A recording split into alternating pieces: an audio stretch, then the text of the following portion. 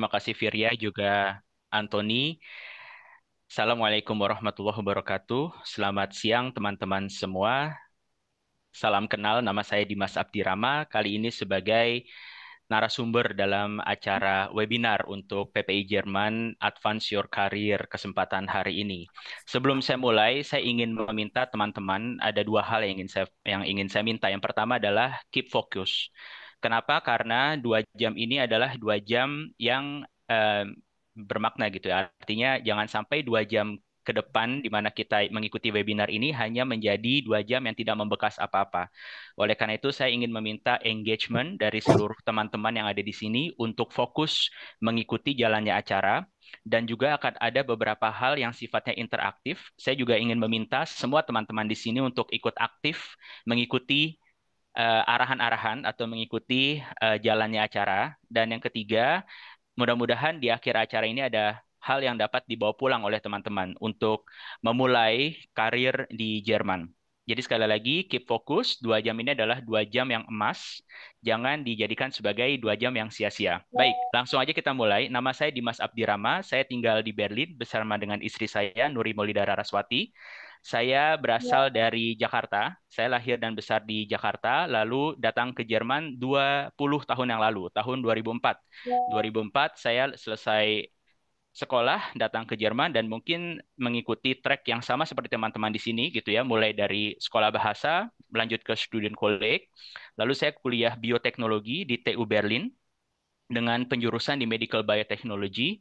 Setelah saya selesai di TU Berlin, saya melanjutkan program doktor di Charité Universitätsmedizin Berlin dengan bidang autoimmune disease. Jadi penyakit autoimun yaitu penyakit lupus. Jadi bidang saya adalah riset untuk mencari sel yang menyebabkan penyakit lupus dan juga riset untuk mencari sel yang dapat menyembuhkan penyakit lupus. Lalu setelah saya menyelesaikan PhD selama 3,5 tahun di Charité, saya lanjut menjadi postdoc di Charité juga untuk bidang yang berlainan, yaitu di bidang kronobiologi penyakit rheumatoid arthritis. Ya, jadi penyakit rheumatoid arthritis juga di Charité selama 1,5 tahun. Dan selama saya menjalani karir sebagai researcher, saya bekerja sebagai GMP auditor untuk food dan pharma di Halal Food Council of Europe di Brussels. Setelah itu tahun 2018, saya lanjut menjadi senior consultant di consulting firm Ernst Young di Berlin atau EY. Tahun 2020 dipromosi menjadi manajer dan tahun 2022 dipromosi menjadi senior manager.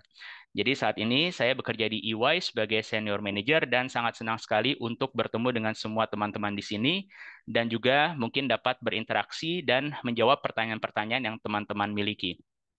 Oke, seperti yang telah disampaikan oleh Asikin dan Virya, kita akan fokus ke dalam dua hal. Yang pertama adalah set your priority, dan yang kedua adalah planning is the key. Kenapa saya mengambil dua tema ini? Karena terkadang kita semua belum memiliki skala prioritas untuk menentukan karir ke depan. Jadi nggak apa-apa, Asikin boleh dilanjut ke slide yang berikutnya. Baik, di sini saya ingin minta teman-teman untuk berpikir gitu ya, untuk memikirkan kira-kira apa sih yang terpenting dalam hidup teman-teman dalam menentukan skala prioritas untuk karir. Kenapa saya angkat di sini? Karena yang saya jalani mungkin belum tentu cocok untuk yang akan teman-teman jalani. Karir saya adalah di bidang riset, setelah itu lanjut di bidang consulting. Mungkin ada teman-teman di sini yang memiliki keinginan yang lain, gitu ya. Mungkin ada keinginan untuk menjadi entrepreneur, mungkin ada yang ingin berkeinginan untuk masuk ke dunia karir di startup, atau mungkin memiliki keinginan untuk membangun sebuah perusahaan sendiri, gitu ya, meng-hire pekerja ya untuk apa namanya menjalani perusahaannya dan lain-lain. Artinya, yang akan saya sharing pada kesempatan kali ini bisa jadi bias karena tidak memenuhi apa yang teman-teman butuhkan. Oleh karena itu, saya ingin meminta teman-teman untuk coba duduk 2 sampai 3 menit memikirkan kira-kira apa skala prioritas atau apa prioritas yang menurut teman-teman penting dalam menentukan karir. Di sini, Asikin dan Virya sudah memberikan beberapa contoh, seperti misalkan tema work-life balance, atau tema gaji, atau tema security misalkan. Security in terms of bahwa saya ingin bisa membuat planning beberapa tahun ke depan tanpa harus memikirkan hal-hal yang bisa menghambat hal tersebut, misalkan layoff atau misalkan adanya perubahan situasi karena sekarang kita di zaman yang serba volatil gitu ya. Yang dibutuhkan adalah resilience atau juga mungkin yang teman-teman inginkan atau menjadi skala prioritas adalah suasana lingkungan atau lingkungan pekerjaan yang mendukung, ya misalkan dari kolega, misalkan dari bos, atau mungkin juga teman-teman memiliki skala prioritas saya ingin menjalankan sesuatu yang saya minati. Oke, saya punya minat di dunia seni misalkan, maka karir saya adalah seni. Atau saya memiliki minat di bidang IT atau komputer, maka karir saya adalah IT. Mungkin ada prioritas yang lain, misalkan personal growth. Bagaimana kita bisa dalam karir kita tidak hanya mendapatkan apa namanya tidak hanya mendapatkan atau tidak hanya melakukan doing job as usual, tapi juga kita bisa membangun kapabilitas kita. Atau mungkin hal yang lain adalah fleksibilitas. Oleh karena itu saya ingin meminta teman-teman untuk coba pikirkan 2 sampai 3 menit ke depan apa saja skala prioritas bagi teman-teman dalam menentukan karir ke depan. Kita mulai dari sekarang.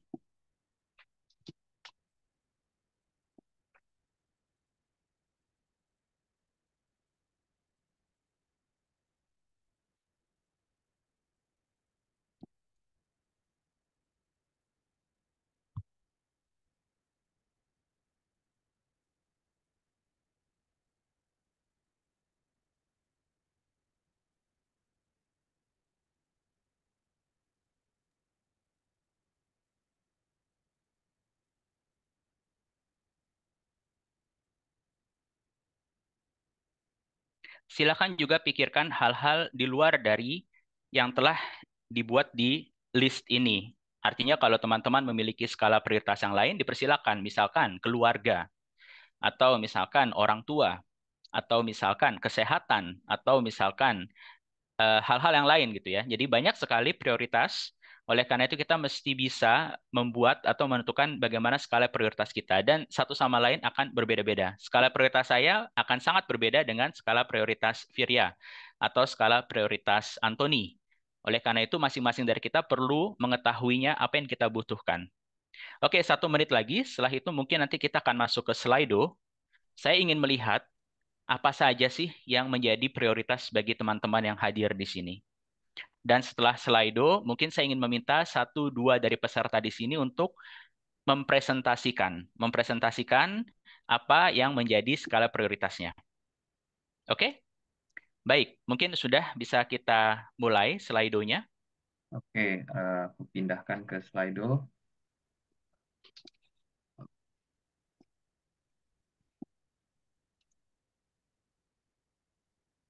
Ya, sudah bisa dilihat Slido-nya. Baik, di sini silakan masuk ke slido.com dan masukkan kode 3408-691. Pertanyaan adalah, apa prioritas Anda dalam menentukan pekerjaan? Dan ini akan menjadi word cloud. Jadi artinya sini bukan urutan ya, bukan urutan apa saja prioritas, tapi saya ingin tahu apa saja sih buzzwords yang keluar dari teman-teman yang ada di sini. Silahkan dimasukkan jawabannya mungkin dalam waktu 2 sampai 3 menit ke depan. Dipersilahkan.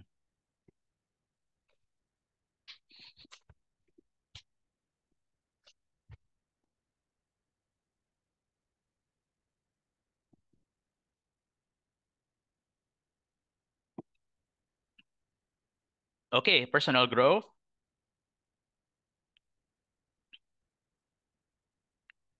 Menjadi yang paling dominan saat ini.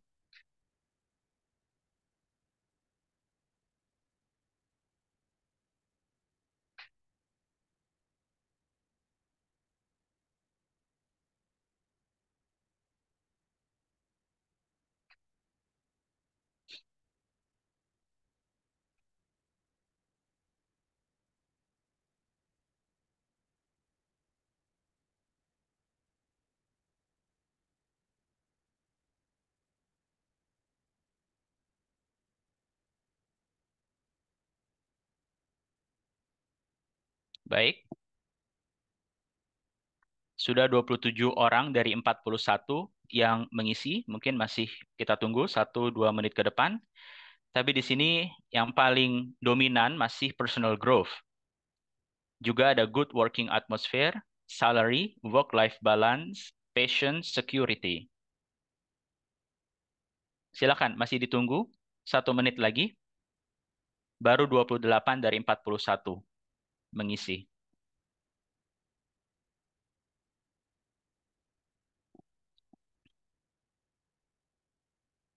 Baik, oke, terima kasih atas partisipasinya. Di sini akhirnya saya tahu gitu ya, bahwa beberapa dari kita sudah bisa menentukan skala prioritas dan skala prioritas itu bisa berbeda-beda. Dan ini menjadi basis atau landasan untuk menentukan karir kita ke depan.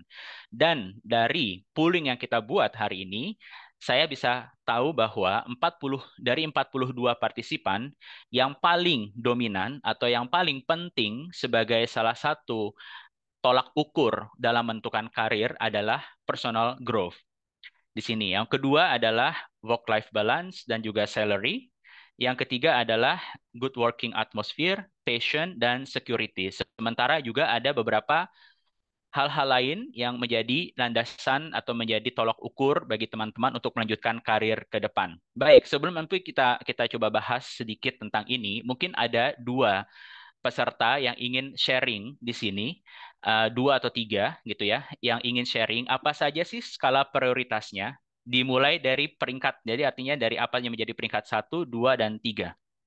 Dipersilahkan. Siapa yang ingin sharing di sini? Silakan di-unmute kalau ada yang ingin. Dari 42 orang, kita punya 42 kandidat untuk memberikan presentasi atau sharing di sini. Jadi kesempatannya banyak. Silakan, saya lihat Eh, ada Edric. Silakan halo, Edric. halo Kak. Iya, aku pengen ngasih impression aku aja sih mungkin. Mhm, Lumayan kaget. Personal growth, don't get me wrong, kayak pasti penting banget. Tapi aku jujur kaget kayak nggak segede salary misalnya. Aku sendiri kayak masukin kayak salary dan kayak exit option.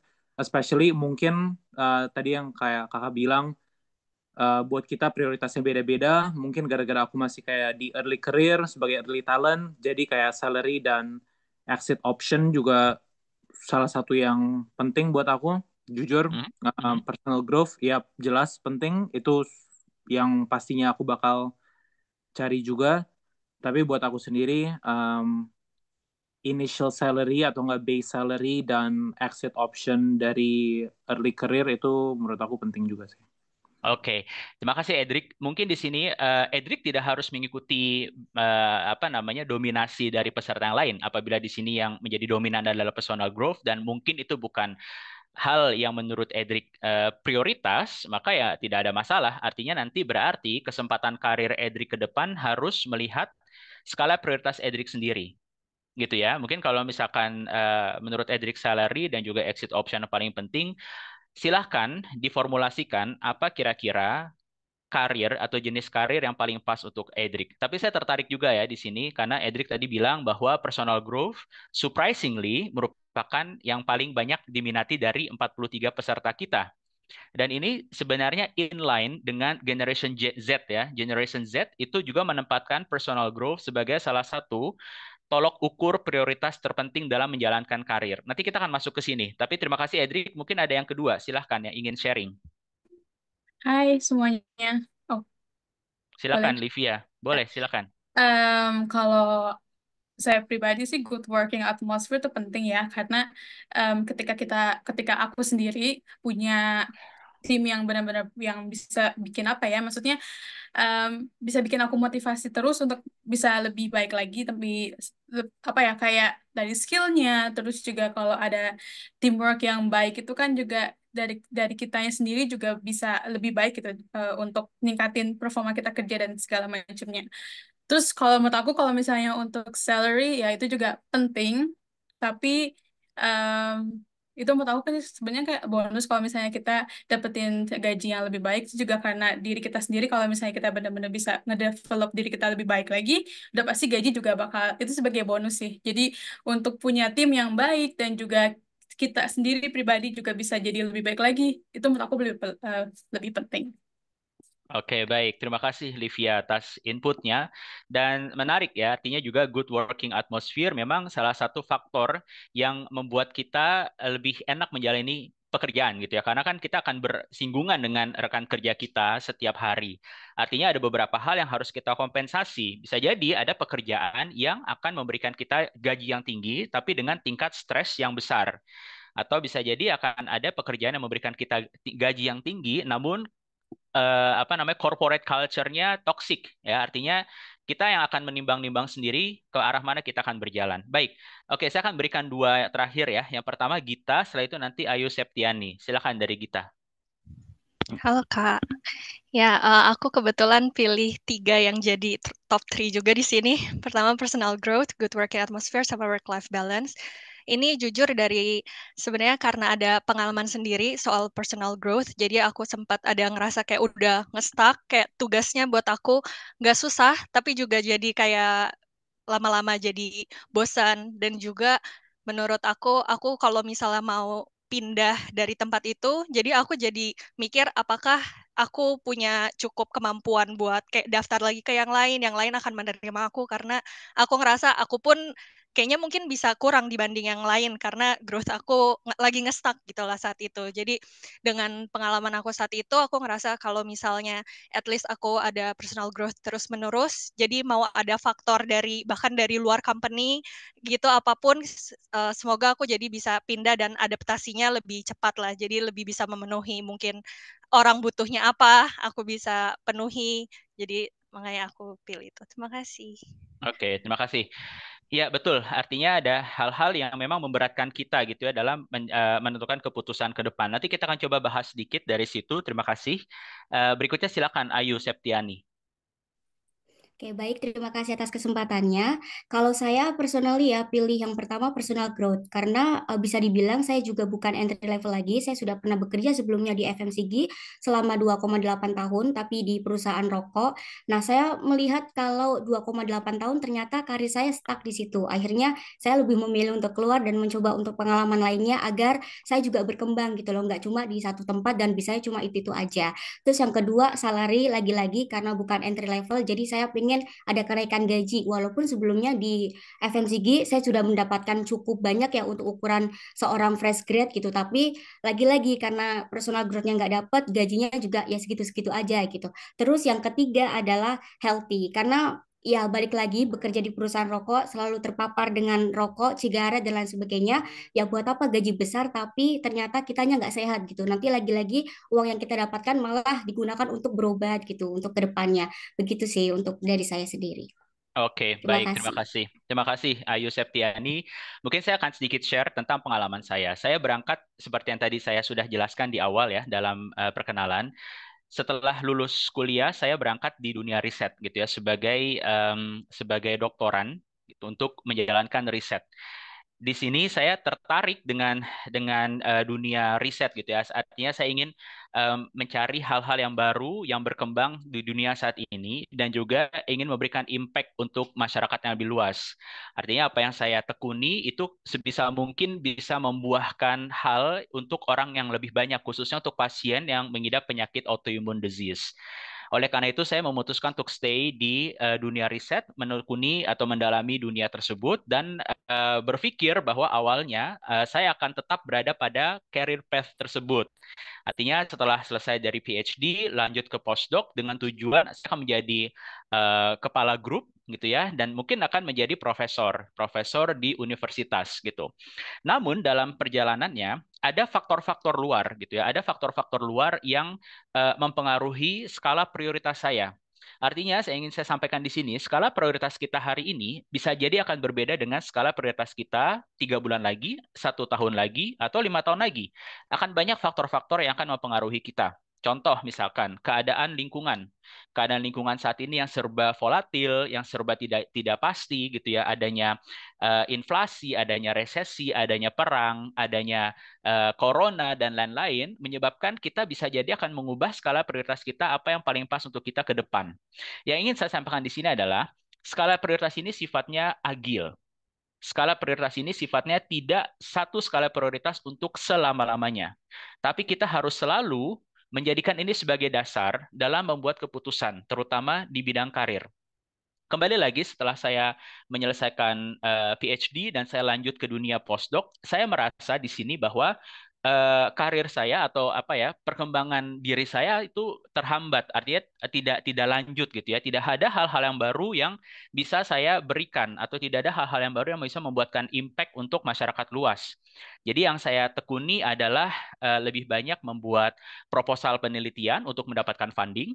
Saya punya satu PhD student yang saya supervise ketika itu, namun sangat sedikit sekali bersentuhan dengan dunia wet lab gitu ya. Jadi lebih banyak mengerjakan hal-hal yang sifatnya administratif, lebih banyak mengerjakan hal-hal yang sifatnya untuk mencari apa namanya funding gitu ya, funding untuk research. Dan di sini ternyata saya menyadari bahwa waktu yang saya miliki sekarang, saya ingin mendapatkan hal, artinya saya ingin belajar banyak hal dalam waktu yang singkat. Saya ingin juga belajar dan mengetahui tentang ekonomi. Saya juga ingin mengetahui tentang IT. Saya juga ingin mengetahui tentang dunia bisnis secara keseluruhan dalam waktu yang singkat. Ditambah di Jerman gitu ya, bekerja sebagai scientist berada pada satu regulasi yang disebut dengan Wissenschaftsgesetz. Saya tidak tahu apakah teman-teman sudah pernah mendengar ini. Artinya di sini ada regulasi di mana setiap saintis hanya diberikan waktu 3 tahun untuk melakukan riset gitu. Artinya setelah 3 tahun maka harus membuat apa penelitian yang baru atau membuat dana penelitian baru dengan tujuan agar perkembangan riset itu semakin berkembang gitu ya. Dengan adanya pressure dari regulasi, maka saintis akan berkembang, akan berpikir secara inovatif. Namun buat saya, skala prioritas saya nomor satu adalah security. Skala prioritas saya nomor satu adalah security. Yang kedua adalah saya ingin mendapatkan personal growth seperti dengan teman-teman yang ada di sini gitu ya. Yang berikutnya hal yang lain seperti salary berada pada peringkat yang ketiga.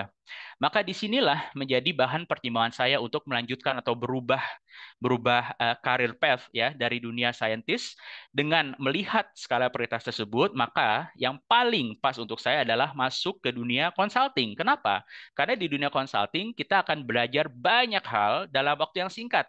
Kita akan masuk ke dalam berbagai macam jenis proyek, ya, bertemu langsung dengan klien, ya, langsung berada pada masalah yang sangat real yang dihadapi oleh industri, yang dihadapi oleh bisnis, dan di situ juga saya bisa memberikan kemampuan saya terhadap terkait dengan skill, analytical skill atau juga apa namanya kemampuan untuk mengolah data menjadi informasi yang saya dapatkan ketika saya menjadi scientist gitu.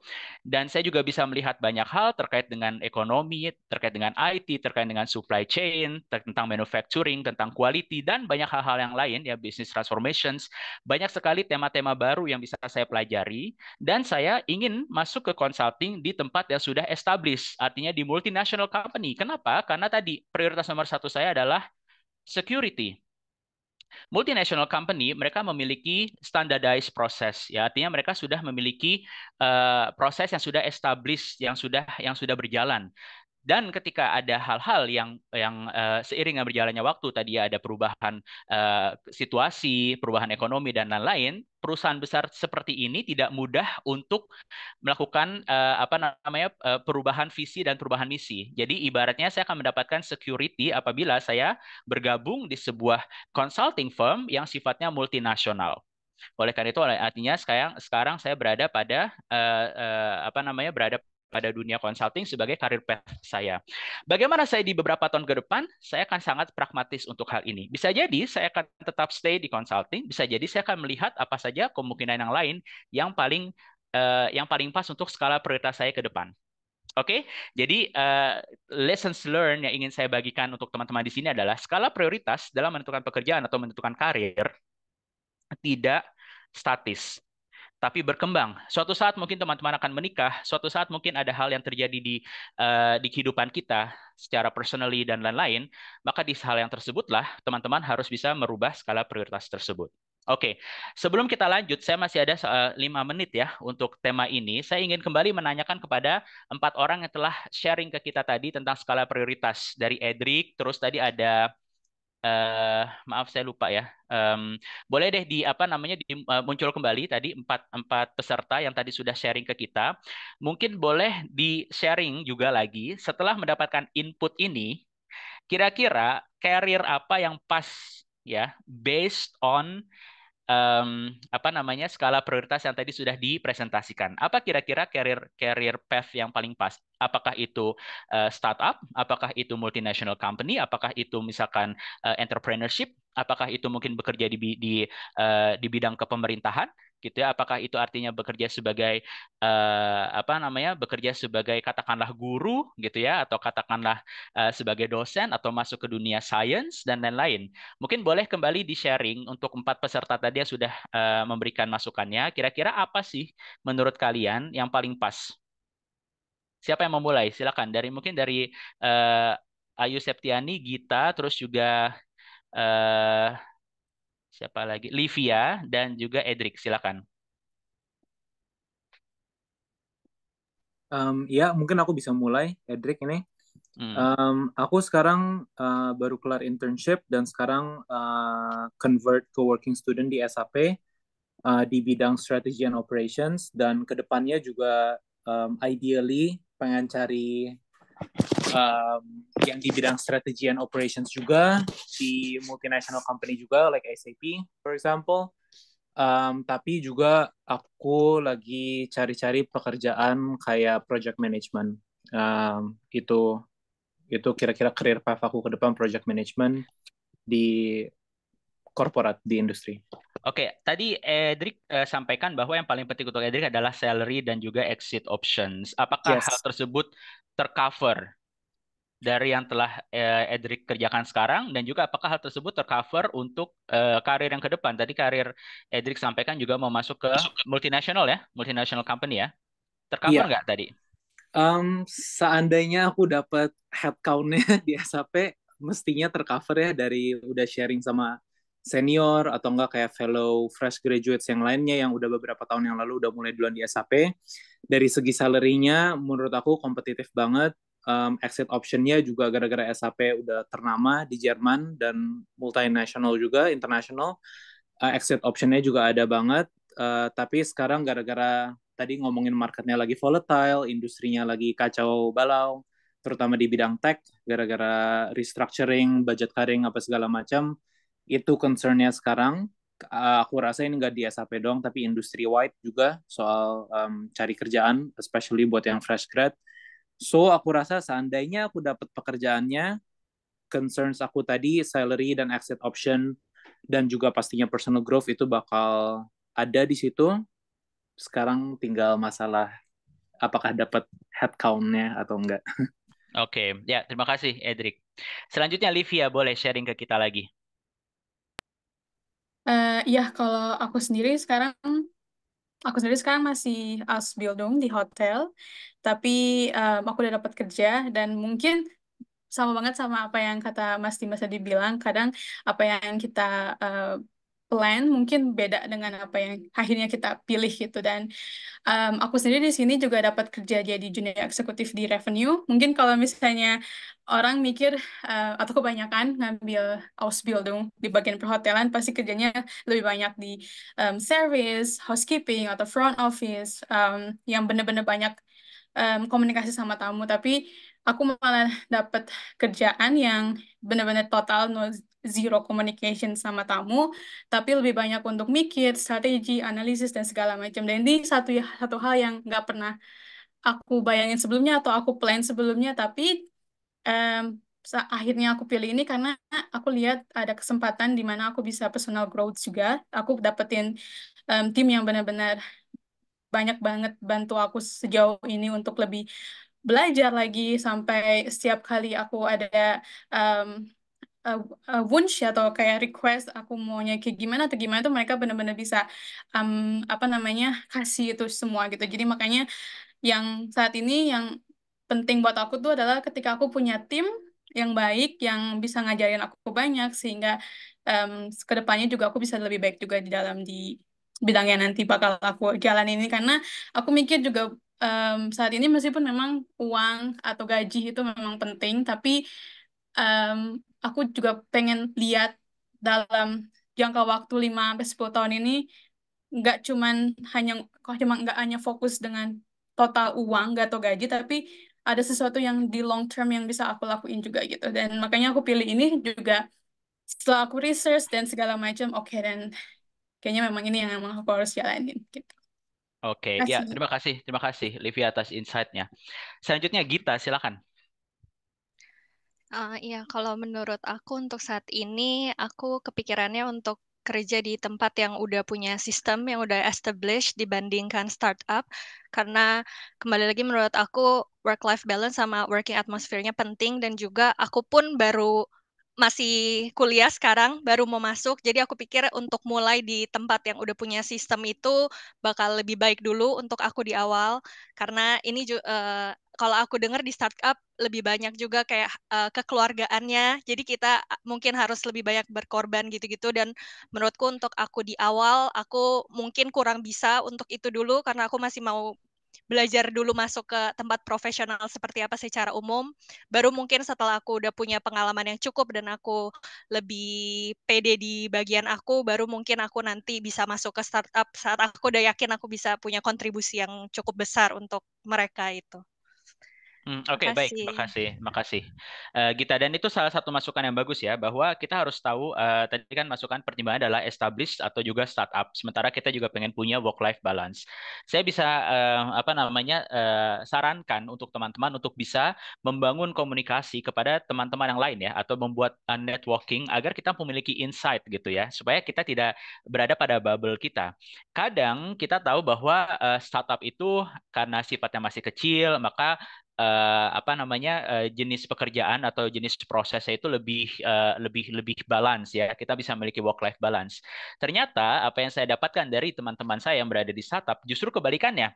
Karena mereka berada pada kondisi surviving ya. Jadi bagaimana caranya mereka harus bisa survive, maka itu di situ sudah tidak ada lagi yang disebut dengan work life balance, apalagi disebutkan adanya keterikatan kekeluargaan. Dan ini bisa jadi sedikit toksik ya, kata kekeluargaan di dalam di dalam pekerjaan gitu. Artinya sudah tidak ada batas lagi untuk kita untuk membedakan mana yang dunia profesional atau mana dunia privat. Dan ini akan sangat mengganggu untuk work life balance bagi teman-teman yang memiliki hal tersebut sebagai poin prioritas. Baik, Ayu Septiani, silakan. Baik, terima kasih. Kalau planning saya sih tetap bekerja di FMCG lagi, cuman berbeda. Kali ini saya planningnya langsung di Jerman dan sekarang sedang mengikuti program au pair untuk memperdalam bahasa juga. Dan setelah program ini selesai, saya berencana untuk dual studium di MBA, Master Business Administration.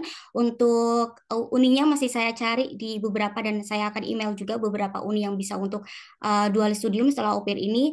Dan rencananya karena di dual studium itu ada kerja juga kan. Nah, harapannya di situ juga saya semakin bisa untuk meningkatkan kapabilitas saya, skill saya, dan bisa mendapatkan company yang saya mau gitu. Jadi otomatis personal growth juga naik dan salary juga mengikuti dari personal growth yang saya punya gitu.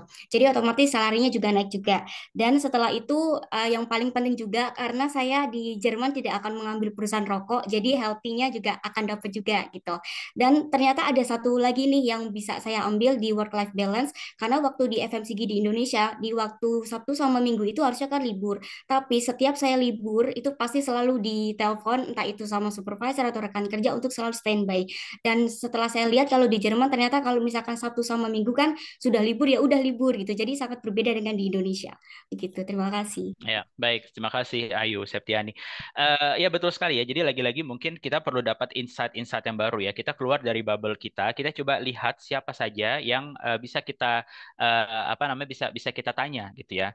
Mungkin sih saya di yang peserta sini dari 47 peserta sini sudah ada yang mulai membangun bisnis masing-masing. Mungkin sini saya lihat ada Pak Anies ya yang sudah sukses dengan Indomaret. Itu bisa menjadi salah satu stakeholder untuk kita bisa menggali apa yang sudah dialami oleh masing-masing di antara kita. Jadi kita keluar dari bubble dari apa yang kita lihat sekarang ini untuk mendapatkan insight-insight yang baru. Baik, kita sebenarnya udah 5 menit ahead, tapi Edric ada pertanyaan. Mungkin nggak apa-apa ya, Fir ya. Kita beri satu pertanyaan untuk Edric.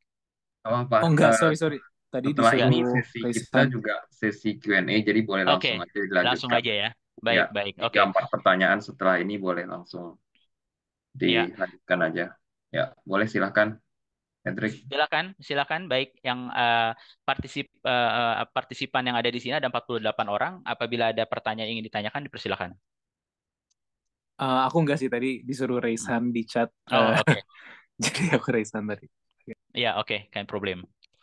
Yang lain mungkin silakan. Ada hal yang ingin ditanyakan? Bebas aja ya, kita sifatnya informal dan perlu interaktif supaya sekali lagi 2 jam yang kita miliki saat ini tuh membekas ke depan. Silakan.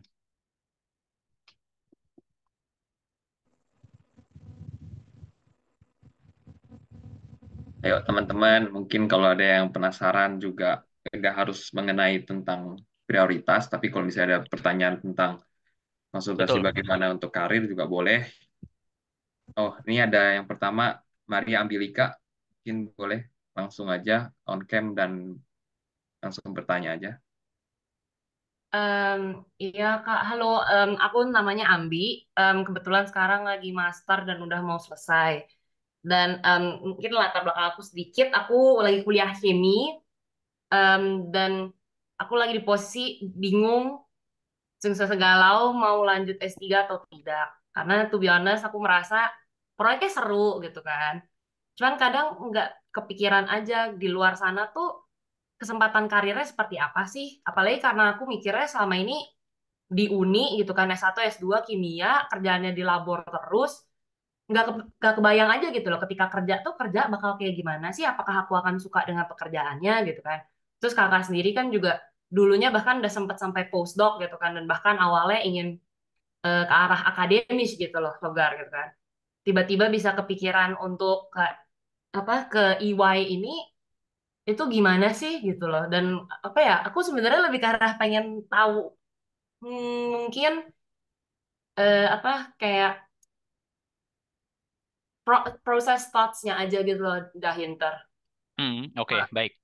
Ya, 3 hal ya, Ambi. Yang pertama, lagi-lagi yang pertama adalah kita harus harus duduk dan juga memikirkan apa skala prioritas kita. Kita duduk, ambil kertas, ambil pulpen, lalu kita rumuskan apa skala prioritas kita. Karena lagi-lagi akan berbeda. Bisa jadi Ambi memiliki skala prioritas yang ternyata jawabannya adalah Ambi stay di dunia riset gitu ya, sebagai sebagai chemist dan lain-lain gitu. Yang kedua lagi-lagi adalah coba lihat spektrum di luar dari bubble kita. Nah, ini yang paling penting gitu ya. Apabila ada kesempatan mengikuti, misalkan ada kesempatan mengikuti MESE atau ada kesempatan untuk mengikuti program-program training ya yang ditawarkan di perusahaan-perusahaan atau misalkan program-program workshop gitu, silakan diikuti. Dan ini menjadi salah satu bahan pertimbangan buat kita gitu ya, apakah hal tersebut cocok apa enggak gitu. Dan yang ketiga, tadi ya selain selain kita sudah menentukan skala prioritas, kita juga keluar dari bubble kita, kita cari informasi yang paling banyak ya, sebanyak mungkin. Dan yang ketiga adalah ya udah kita tetapkan lalu kita jalankan gitu ya. Kadang kita kembali lagi pada pusaran-pusaran yang sama gitu ya, berpikir dan juga akhirnya akan memakan waktu yang lama. Dan bisa saya sampaikan di sini bahwa teman-teman saya yang juga sama-sama bekerja sebagai postdoc, mereka ternyata juga ingin keluar dari dunia riset gitu ya, masuk ke dunia industri. Tapi kenyataannya waktunya sangat terbatas karena mereka sudah terlalu dalam di dunia riset. Artinya mereka sudah mungkin ada 5 sampai 10 tahun menjadi postdoc, dan ketika mereka ingin masuk industri, maka industri akan memberikan kesempatan itu kepada yang mungkin lebih mudah gitu ya, lebih mungkin kepada orang-orang yang tidak terlalu specialized terhadap satu bidang. Dan ini kejadian nyata gitu ya. Jadi ada satu satu kejadian di tempat saya bekerja dulu, ada satu posisi yang ditawarkan di industri dan posisi ini apply oleh 2 orang, dan 2 orang ini adalah kolega saya. Yang satu sangat berpengalaman gitu ya, sudah menjadi kepala lab, dan yang satu lagi ini lulusnya setelah saya. Dan ternyata yang diambil adalah yang lebih muda. Kalau dari sisi pengalaman lebih menang yang sudah lama ya, tapi ternyata industri memiliki pandangan yang berbeda. Maka seperti itu kita perlu bertindak gitu ya, tidak hanya berada pada posisi memikirkan, terlalu lama memikirkan, tapi sudah bisa langsung masuk ke dalam action. Baik, yang berikutnya tadi ada Timi yang pertama. Silakan Timi. Halo, Mas Dimas, kedengaran ya? Kedengaran, Oke, ya. eh, perkenalkan saya Timi. Jadi saya sendiri adalah postdoc di Tübingen University sekarang. Mhm. Jadi saya tertarik ya mendengarkan cerita dari Mas Dimas mengenai pindah dari eh, akademik pindah ke industri.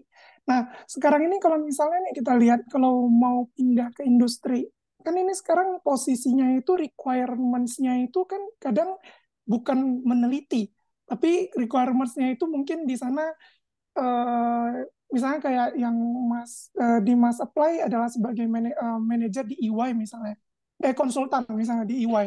Nah, itu apa aja requirements-nya?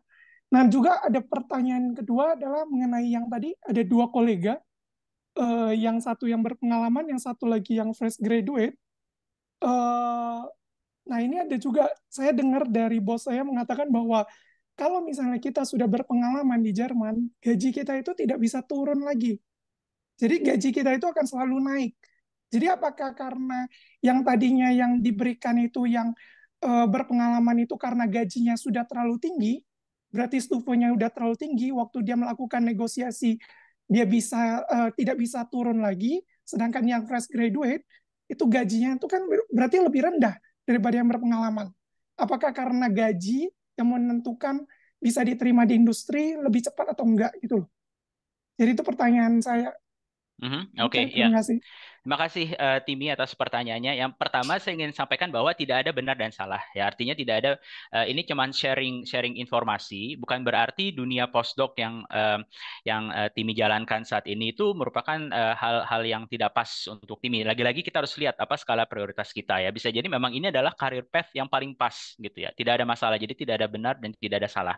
Yang kedua terkait dengan transisi gitu ya, transisi dari akademia ke industri. Sementara industri memiliki requirements yang totally different dengan akademia.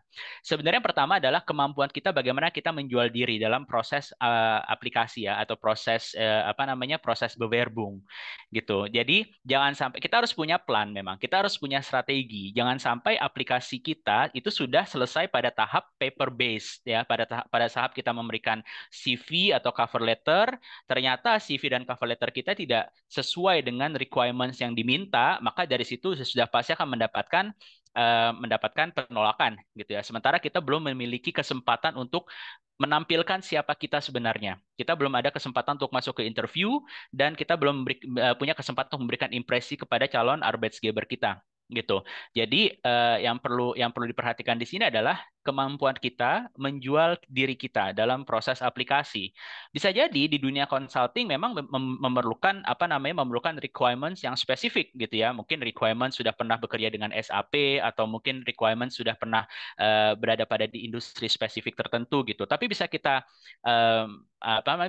kompensasi dengan kemampuan yang kita miliki. Misalkan sebagai seorang saintis saya memiliki kemampuan data analisis yang sangat kuat.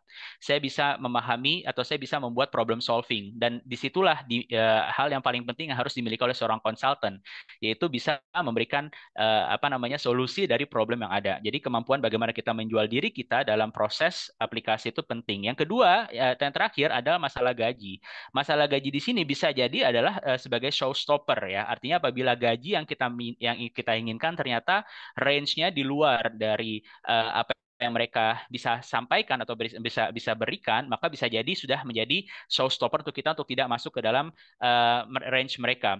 Tapi tidak ada permasalahan di mana gaji yang kita dapatkan berikutnya itu lebih rendah dari gaji kita sekarang gitu. Tidak ada, karena kita tidak perlu menampilkan berapa gaji kita yang kita dapatkan sekarang ya kan ya. Kita nggak harus bilang gaji yang kita dapatkan saat ini adalah sekian maka saya ingin lebih dari yang sekarang. Tapi yang kita harus siapkan adalah kita harus mencari informasi tempat atau posisi yang akan kita tuju ke depan ini berapa range gajinya, dan harus kita sesuaikan tentunya supaya tidak under atau juga tidak over, karena kalau under over sudah menjadi showstopper. Tapi kita tidak harus memberikan informasi gaji yang kita terima sekarang seperti apa. Kalau ternyata dari urutan-urutan prioritas ini ternyata salary bukan hal yang prioritas, mungkin berada pada posisi kelima atau keenam, maka tidak ada masalah kita berubah haluan dengan gaji yang lebih rendah dari yang kita dapatkan sekarang gitu. Oke, mungkin singkat aja ya. Yang berikutnya saya akan berikan 2 kesempatan lagi dari Randi dan Ihsan. Setelah itu nanti kita masuk sedikit ke masalah planning is the key. Silakan dari Randi.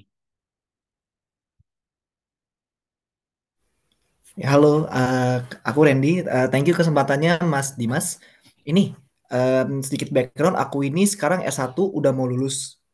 Aku di bidang mekatronik kuliahnya, dan aku juga udah mau terjun ke dunia kerja, which is juga daerah mekatronik atau informatik.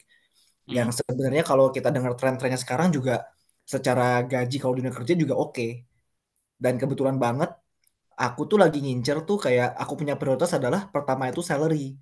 Tapi pertanyaanku nih Mas, aku kan baru lulus dari kuliah nih S1. Ada Erfahrung, tapi nggak sebanyak orang yang udah junior atau mungkin senior di bidangnya itu loh.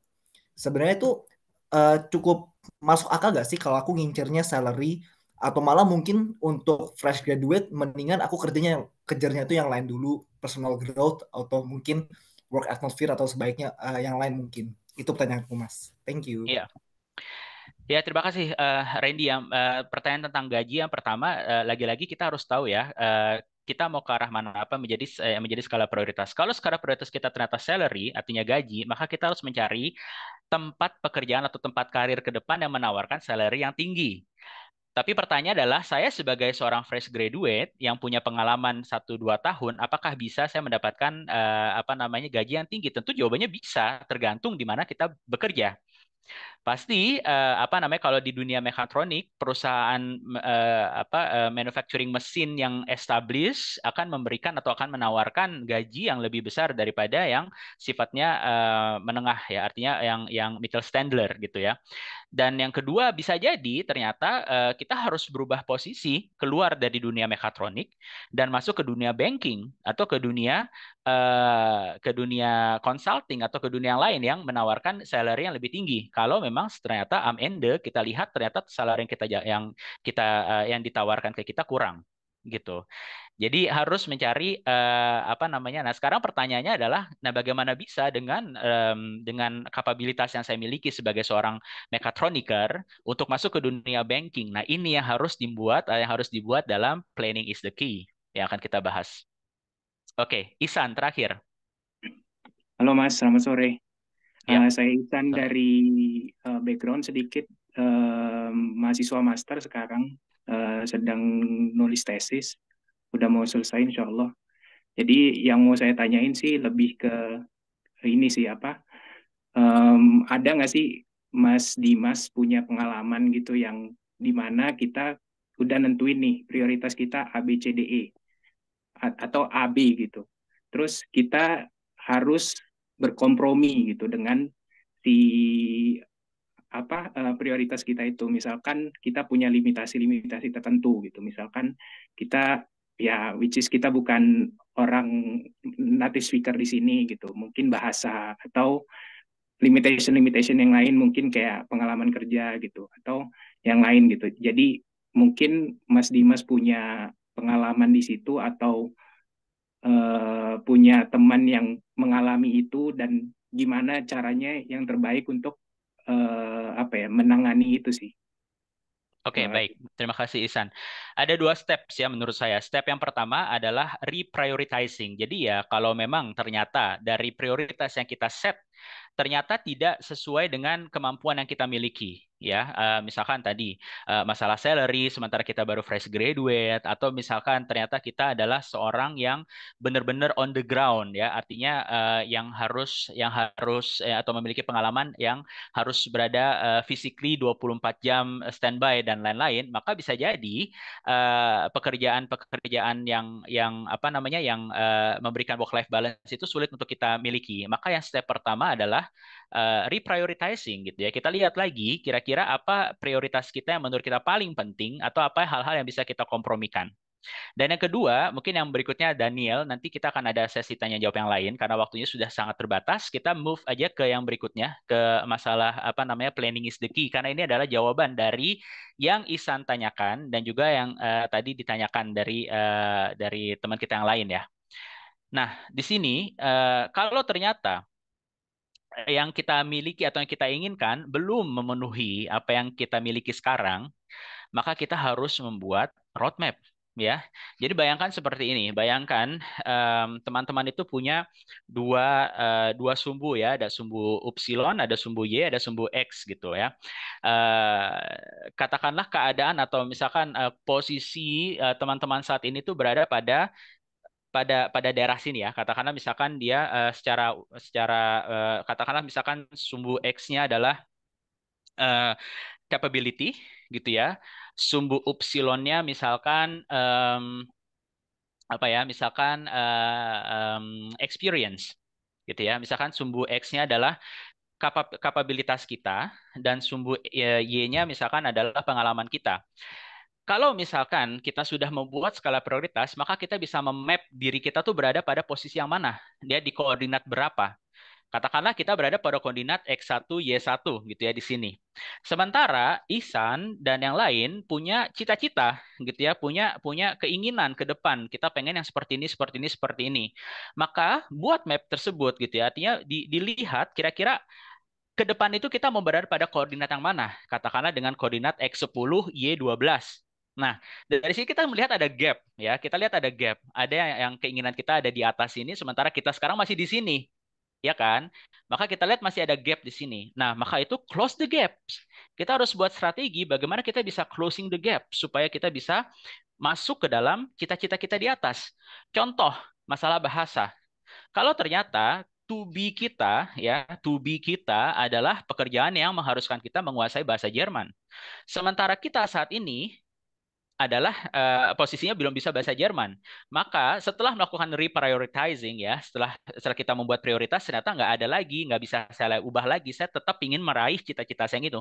Maka close the gap, buat plan bagaimana saya bisa saya bisa menguasai bahasa Jerman sampai pada level berapa dan berapa lama. Gitu. Jadi close the gap. Kita harus tahu posisi kita sekarang di mana. Kita harus tahu kemana kita akan pergi, dan kita lihat ada gap, close the gap, buat roadmap-nya. Apa aja harus yang saya butuhkan? Misalkan saya harus ada kursus bahasa, saya akan membuat tandem partner, atau saya misalkan katakanlah melihat film bahasa Jerman yang akan memudahkan saya untuk memahami bahasa, atau misalkan saya sudah mulai untuk mencari-cari tempat yang bisa membantu saya di bidang ini dan lain-lain gitu, ya. Dan itu harus dibuat dalam plan kita. Dan nanti close the gap tersebut harus kita buat dalam range waktu yang terdefinisi. Apakah itu dalam short term, artinya dalam 30 hari ke depan katakanlah, atau mid term dalam 90 hari, atau misalkan long term 90 hari ke depan. Gitu, ya. Jadi jawabannya adalah close the gap. Kita harus lihat di mana kita saat ini, kemana kita akan pergi, lihat gapnya apa, dan buat planning untuk closing the gap. Dan itu harus terdefinisi secara detailed. Sampai kapan kita akan mengerjakan itu, apa yang harus kita raih di situ. Tentunya ini setelah kita melakukan reprioritizing, ya. Kalau misalkan hal tersebut adalah sesuatu yang harus banget kita raih, maka begitulah kira-kira approach-nya. Oke, sebenarnya di sini kita akan ada satu sesi lagi, tapi saya sebenarnya ingin memberikan waktu 1 jam penuh untuk kita untuk tanya jawab atau untuk berinteraksi, karena tadi banyak sekali yang sudah yang saya lihat sudah ada satu lagi yang belum sempat bertanya. Jadi sebenarnya kita nggak perlu ada lagi exercise, kita bisa langsung masuk ke Q&A. Silakan kalau memang dari Virya atau dari Asikin ada yang mau ditanyakan, ya, dari yang sudah dikumpulkan sebelum acara. Dipersilakan, mungkin bisa kita mulai sekarang, atau juga dari teman-teman partisipan 51 orang yang ada di sini yang punya pertanyaan, dipersilakan. Nah, mungkin bagi teman-teman yang punya pertanyaan atau udah ya greget mau tanya ke Mas Dimas, bisa raise hand dan nanti bisa on cam kamera juga.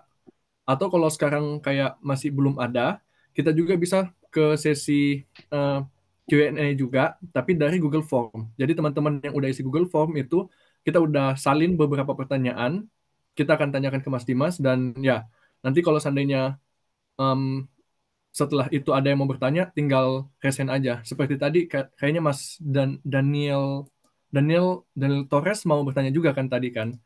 Nanti mungkin bisa, setelah sesi ini bisa langsung tanya juga ya. Nah, Fir, ada nggak pertanyaan dari Google Form yang kamu mau tanya? Oke, mungkin kita ambil dulu dari yang pertanyaan pertama.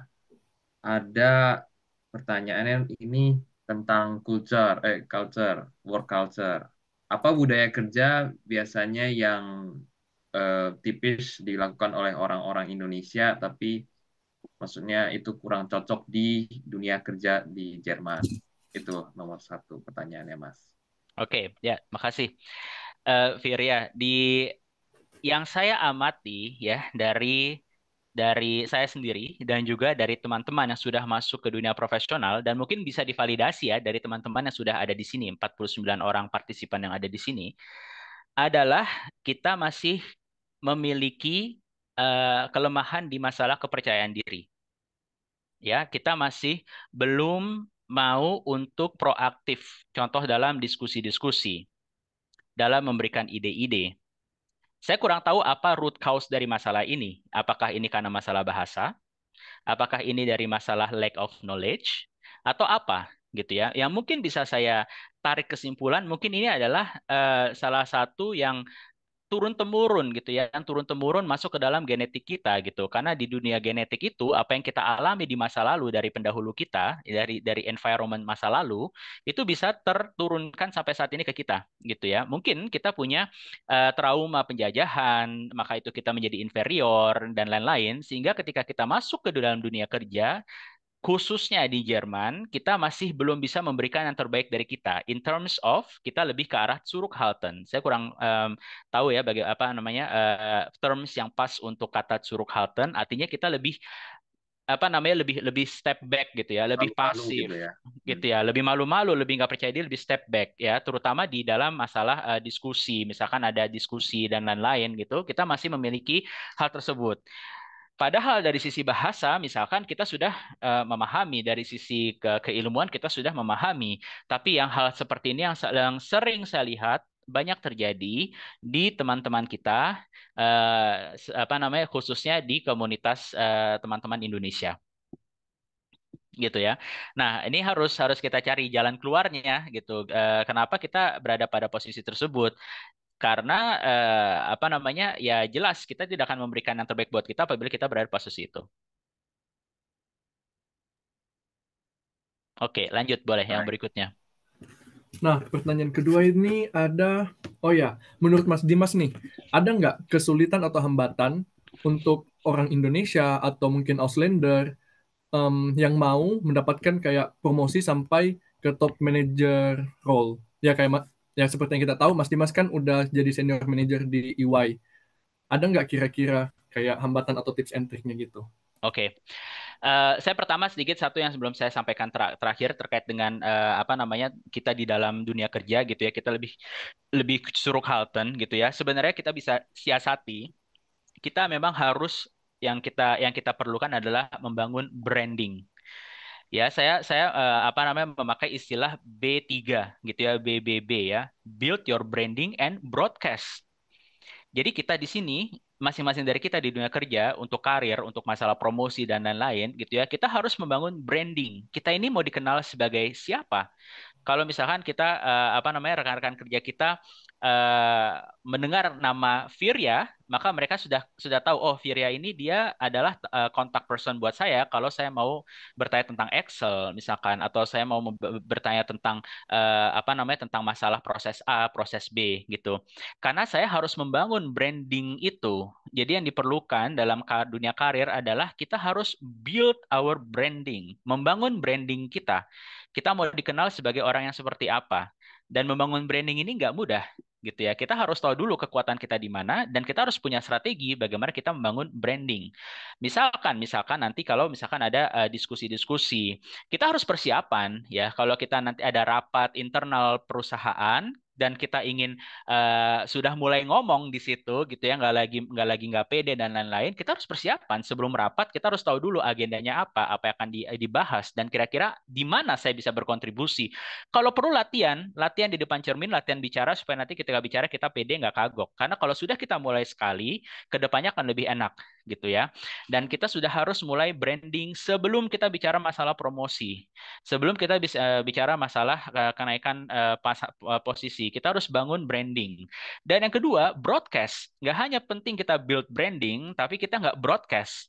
Broadcast artinya kita pamerkan. Nah, ini lagi-lagi kita terkadang terkukung pada shock culture yang berbeda, di mana kita melihat memamerkan kapabilitas adalah hal yang tidak baik, misalkan. Betul, ada hal yang tidak baik di situ ya, tapi dalam proporsi yang pas. Karena dunia pekerjaan atau dunia karir adalah dunia kompetitif. Kalau kita nggak broadcast, bagaimana orang lain bisa tahu kita punya branding tersebut atau kita punya kapabilitas tersebut? Dan ini yang dijalankan oleh rekan-rekan kerja kita yang ingin naik posisi atau ingin dipromosi. Pasti mereka bilang ke bosnya bahwa saya ingin naik posisi, naik pangkat. Kalau kita hanya diam, kita hanya pasif dan berharap dengan kerja kita yang sudah bagus ini bos kita akan datang ke kita dan menawarkan, come and das vergessen. Kita bisa lupakan itu gitu ya. Kita harus aktif, kita harus bilang bahwa main chef gitu ya. Sekarang waktunya saya untuk naik posisi. Silakan kita diskusi. Bagaimana pendapat kamu? Dan jangan khawatir, jangan takut untuk memulai diskusi tersebut. Kalau lagi-lagi kita sudah membangun branding kita dan kita sudah membroadcast branding kita. Karena kalau track record kita bagus, kita sebagai high performer, kita perform dalam pekerjaan kita, maka bos kita tidak ada pilihan lain selain untuk akan membantu kita untuk naik ke jenjang yang berikutnya. Kalau pertanyaan adalah kita sebagai Auslander, apakah kita benaktheilig dalam posisi tersebut? Depends. Mungkin ada perusahaan-perusahaan yang sifatnya masih tradisional, ya, perusahaan-perusahaan yang sifatnya mungkin kecil dengan umsat yang tidak besar. Bisa jadi kita akan punya masalah di situ. Tapi kalau di perusahaan-perusahaan yang sifatnya sudah multinasional, sudah well established, gitu, punya proses yang jelas, proses yang detail, dan proses yang transparan, maka semuanya akan berjalan seperti biasa, gitu ya. Kalau kita perform, kalau kita punya branding, kita broadcast branding kita, maka tidak ada jalan lain untuk atasan kita untuk menaikkan kita ke dalam level yang berikutnya.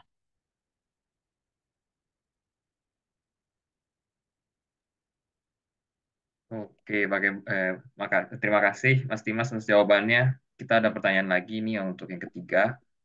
Pertanyaan ketiga adalah bagaimana pendapatnya Mas Dimas terkait ekonomi dan inovasi yang di Jerman dibandingkan dengan negara lain dalam waktu 5-10 tahun ke depan. Di mana kita tahu Jerman saat ini kayak sering dilanda banyak masalah ekonomi, mulai dari kemarin perang, krisis energi, dan demo dari serikat kerja. Menurut pendapat Mas Dimas, bagaimana terhadap hal itu? Oke, baik. Kita nggak bisa memprediksi secara lengkap ya apa yang akan terjadi 5-10 tahun ke depan karena kita butuh banyak data yang harus kita proses agar kita bisa tahu atau sampai pada kesimpulan kondisi ekonomi Jerman tidak baik-baik saja secara 5-10 tahun ke depan dan kita harus buat plan B.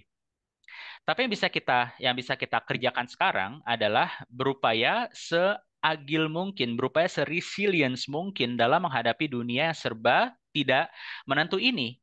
Karena kita tidak ada yang tahu apa yang terjadi nanti, apakah akan ada pandemi yang berikutnya, apakah ada terjadi hal yang tidak disangka-sangka yang membuat ekonomi Jerman misalkan kolaps. Ya, jadi kemungkinan itu pasti ada gitu ya. Walaupun mungkin kita kan berbicara secara histori ya, data dan sejarah di mana Jerman memiliki perangkat atau set kelengkapan kenegaraan yang lebih established ya, lebih berjalan sehingga ketika ada hal-hal yang mungkin di luar dari prediksi mereka sudah bisa membangun cara-cara penyelesaiannya, misalkan dari Uni Eropa, misalkan dari yang lain gitu. Jadi kita bisa melihat bagaimana track record Jerman dalam menghadapi krisis-krisis yang terjadi belakangan, baik krisis ekonomi tahun 2008, baik krisis COVID dan lain-lain. Tentunya karena perubahan politik akan membuat perubahan kebijakan. Kita tetap harus mengikuti karena kita tinggal di Jerman. Jangan kita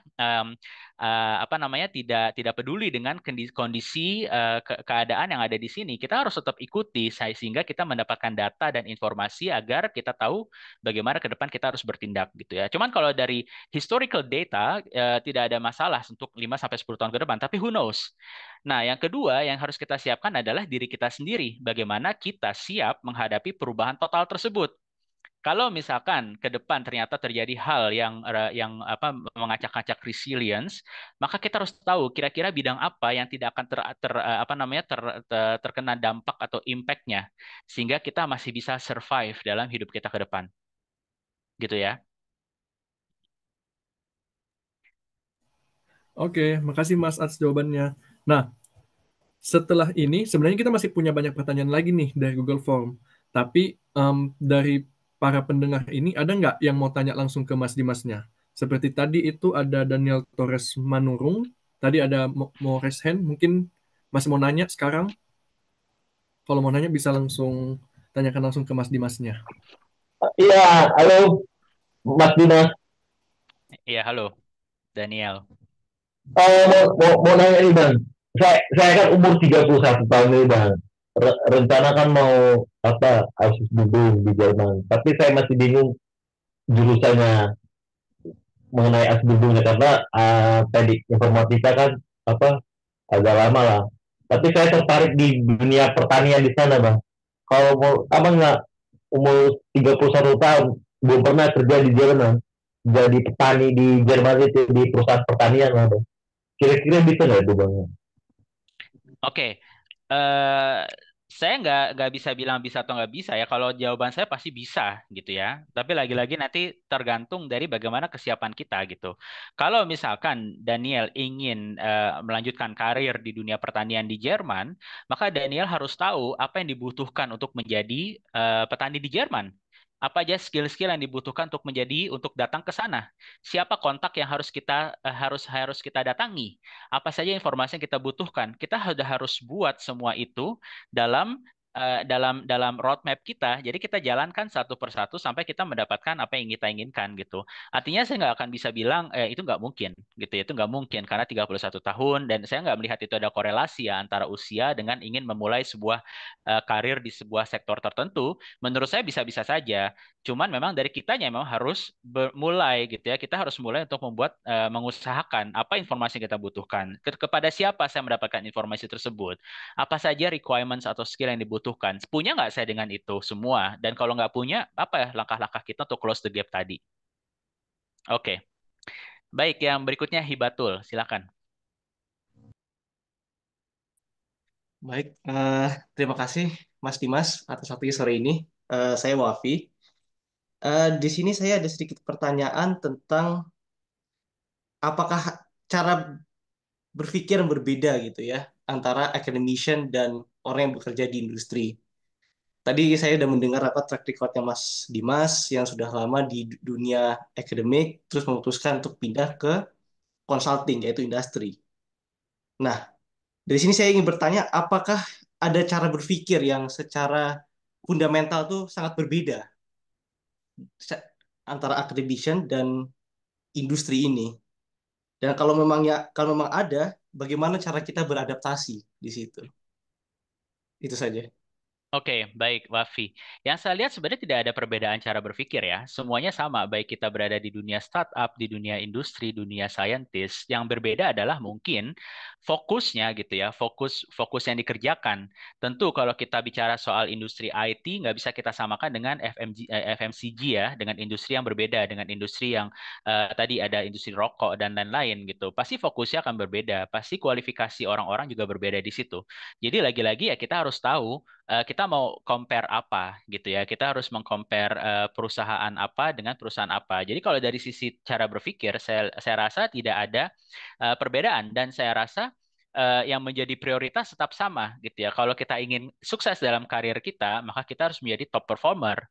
Top performer dalam apapun yang kita kerjakan, baik itu di dunia sains atau mungkin di dunia industri atau mungkin di dunia startup atau juga di dunia entrepreneurship gitu. Kita harus menjadi performer yang bagus gitu. Dan bagaimana caranya tentunya pasti berbeda-beda gitu. Tapi ada hal-hal yang paling mendasar, misalkan proactivity, creativity. Ada hal-hal yang selalu akan di expect ya, apa ya, diharapkan untuk kita miliki di bidang apapun itu. kreativitas kita, proaktivitas kita, energi kita, kemampuan sosial kita, itu yang sangat mendasar dan itu akan applied di semua jenis sektor yang ada. Kalau jadi cara berpikir berbeda dan dari cara berpikir sama gitu ya, tapi dari fokusnya bisa jadi akan berbeda-beda gitu. Ya, Dura, silakan. Baik. Assalamualaikum Mas Dimas. Waalaikumsalam, Dura. Ya, apa kabar nih? Baik. Gimana, Dura? Gini, Kabar. aku sebenarnya penasaran nih Mas. Mm-mm. Aku kan kadang-kadang sering ikut di pameran-pameran atau career fair semacam itu. Nah, atau juga ada beberapa kadang-kadang kumpul-kumpul networking event. Nah, aku mau tanya ke Mas Dimas, gimana ya cara biar networking yang efektif, strategi networking yang efektif dan juga diingat dan juga nantinya bisa terpakai di kemudian hari. Seperti itu. Soalnya aku tuh sering banget kayak dapetin kontak ngobrol dikit-dikit, oke tukeran LinkedIn, terus kayak oke fine udah tuh tukeran, tapi habis itu follow up-nya itu mostly itu nggak ada. Dan karena aku nggak ada karena aku bingung juga ini follow up-nya gimana. Kayak besoknya misal, halo gimana ya ngetik apa nih? Bingung gitu. Nah kalau lebih gitu aja sih Mas Dimas. Makasih Oke, banyak. ya. Pertanyaan menarik ya, Dura. Masalah networking itu adalah salah satu topik yang sangat penting dalam karir kita, sangat penting. Ya, saya bisa tekankan bagaimana pentingnya networking dalam karir kita di bidang apapun, mau di bidang science, mau di bidang entrepreneurship, mau di bidang multinational company, ataupun yang lain. Networking sangat penting. Kadang kita bingung di mana pentingnya gitu ya. Maksudnya ngapain emang networking cuman kenalan dan lain-lain itu di mana ininya pentingnya. Ternyata setelah sekian tahun saya menjalani ini dan saya paham bahwa betapa pentingnya networking. Ada salah seorang partnerin di EY gitu ya, dia sharing gitu ya, sharing cerita kepada saya betapa pentingnya networking buat dia sampai dalam waktu singkat, dalam waktu 8 tahun dia bisa menjalani karir yang sangat baik ya, dimulai dari senior consultant sampai dia menjadi partner dalam waktu yang sangat singkat. Dan dia menyatakan bahwa networking sangat penting, bahkan dia sampai membuat jadwal di kalendernya siapa yang akan dikontak kapan. Ya, jadi semua kontak-kontak kita itu kita harus punya follow up gitu. Siapa dia mau kontak kapan, bahkan sampai dia buat di kalendernya dia. Sampai sedetil itu. Nah, sekarang masalahnya adalah apa yang mau kita sharing dalam dalam networking ya. Misalkan kita ada kontak di LinkedIn dan lain-lain. Tentunya kita harus punya strategi. Kalau kita hanya kontak di LinkedIn dan yang sifatnya hanya meminta gitu ya, ibaratnya saya mau nanya-nanya dong gitu ya. Ya kita harus berpikir gitu ya. Ya orang yang bersangkutan bisa jadi punya hal yang lain yang menjadi skala prioritas kita gitu. Kita harus berada pada sebuah realita tersebut gitu. Jangan langsung diberikan kesimpulan bahwa orang tersebut misalkan sombong dan lain-lain. Mungkin jalan kita itu adalah tidak pas. Cara kita meng-approach orang untuk bernetworking itu tidak pas. Yang paling penting adalah konsep take and give. Oke, sekali lagi konsep take and give. Dan ini konsep yang ada di semua hal. Kalau kita ingin mendapatkan atau memiliki networking gitu ya, maka kita harus memberikan sesuatu. Kalau kita ingin mendapatkan sesuatu, kita harus memberikan sesuatu. Contoh, kalau kita ingin mendapatkan feedback yang cepat setelah interview, ya biasanya apa yang kita lakukan? Biasanya kita nunggu kan, nunggu emailnya datang dan lain-lain gitu. Dan nggak ada connection. Tapi ketika di dalam proses interview itu kita berikan insight, misalkan, hey, seru banget yang tema yang kita diskusikan sekarang, dan saya melihat ada satu artikel terbaru yang dikeluarkan di katakanlah di Nature terkait dengan tema ini, dan menurut saya tema ini sangat-sangat menarik gitu ya. Nanti akan saya kirimkan ke kamu. Setelah itu selesai interview, saya buat email, thank you very much for the fruitful discussion. Seperti yang udah saya sampaikan sebelumnya, saya ingin memberikan ke kamu satu paper yang saya temukan yang sangat menarik dan relevan dari apa yang kita diskusikan. Oke, dari situ kalau orang dapat pasti bilang terima kasih kan, gitu ya. Thank you sudah memberikan ini, sangat menarik dan lain-lain. Dari situlah mulai adanya connection, adanya networking. Jadi kita jangan selalu expect ya kalau kita di LinkedIn nulis, saya mau tanya-tanya dong gitu. nggak kayak gitu, nggak kayak gitu caranya. Tapi kita harus harus harus punya take and give gitu ya. Kita harus punya ada apa namanya, ada caranya lah ya, ada caranya bagaimana kita untuk networking. Dan ini harus harus tema yang spesial ya, artinya harus tema yang lebih dalam lagi. Mungkin Virya atau mungkin Asikin bisa apa namanya set up satu tema khusus tentang networking dan mencari narasumber yang pas untuk mendalami hal ini. Oke, Randi, silakan. Baik, terima kasih. Oke, thank you. Ini aku baru kepikiran sih, mau nanya lagi soal kasus aku tadi. Kalau misalnya nih, aku yang masih dengan prioritas aku adalah gaji, salary. Misalnya aku lagi nyari kontak di LinkedIn atau semacamnya, better aku incer startup atau mungkin middle class company atau mungkin multinasional ya. Mungkin ada sedikit insight dari Kak Dimas. Gak ada Itu aja insight, sih. gak ada insight sih Randi. Yang kembali lagi ke jawaban saya yang pertama, yaitu buat skala prioritas itu. Karena dari skala prioritas itu beda-beda. Dari misalkan ya, tadi misalkan yang pertama salary, yang kedua misalkan company culture, yang ketiga work-life balance. Artinya yang harus saya incer adalah multinational company yang sudah punya established. Saya nggak akan incer apa namanya startup. Tapi misalkan yang pertama tadi salary, yang kedua growth opportunity, yang ketiga misalkan apa ya, yang lain ya, tadi salary, growth opportunity, good working environment katakanlah. Mungkin kita bisa approach ke startup. Jadi lagi-lagi tergantung dari apa skala prioritas kita. Yang harus kita tahu di dunia di luar sana itu jenis-jenis pekerjaan itu beda-beda dan memiliki spesifikasi atau karakteristik yang beda-beda. Dunia multinational company punya karakteristik yang berbeda dengan Mittelständler, atau dunia entrepreneurship punya karakteristik yang berbeda kalau kita mau masuk ke dunia misalkan seni dan lain-lain. Oke, ya kita punya waktu sekitar 15.40, sekitar 12 atau 13 menit lagi ya. Silakan kalau ada hal yang lain yang ingin ditanyakan sebelum nanti kita masuk ke dalam sesi closing. Silakan, Ambi. Iya Kak, mungkin ini pertanyaannya agak nggak terlalu related ke soal mencari pekerjaan dan lain sebagainya. Cuman Kakak kan sempat mention sempat kerja menjadi GMP auditor, tuh menurutku juga menarik tuh. Pengalaman Kakak gimana ya kalau boleh cerita? Soalnya yang aku tahu GMP ini lumayan repot karena banyak banget berhubungan dengan gazettes dan juga kayak paperworknya banyak juga gitu kan. Oke, ya.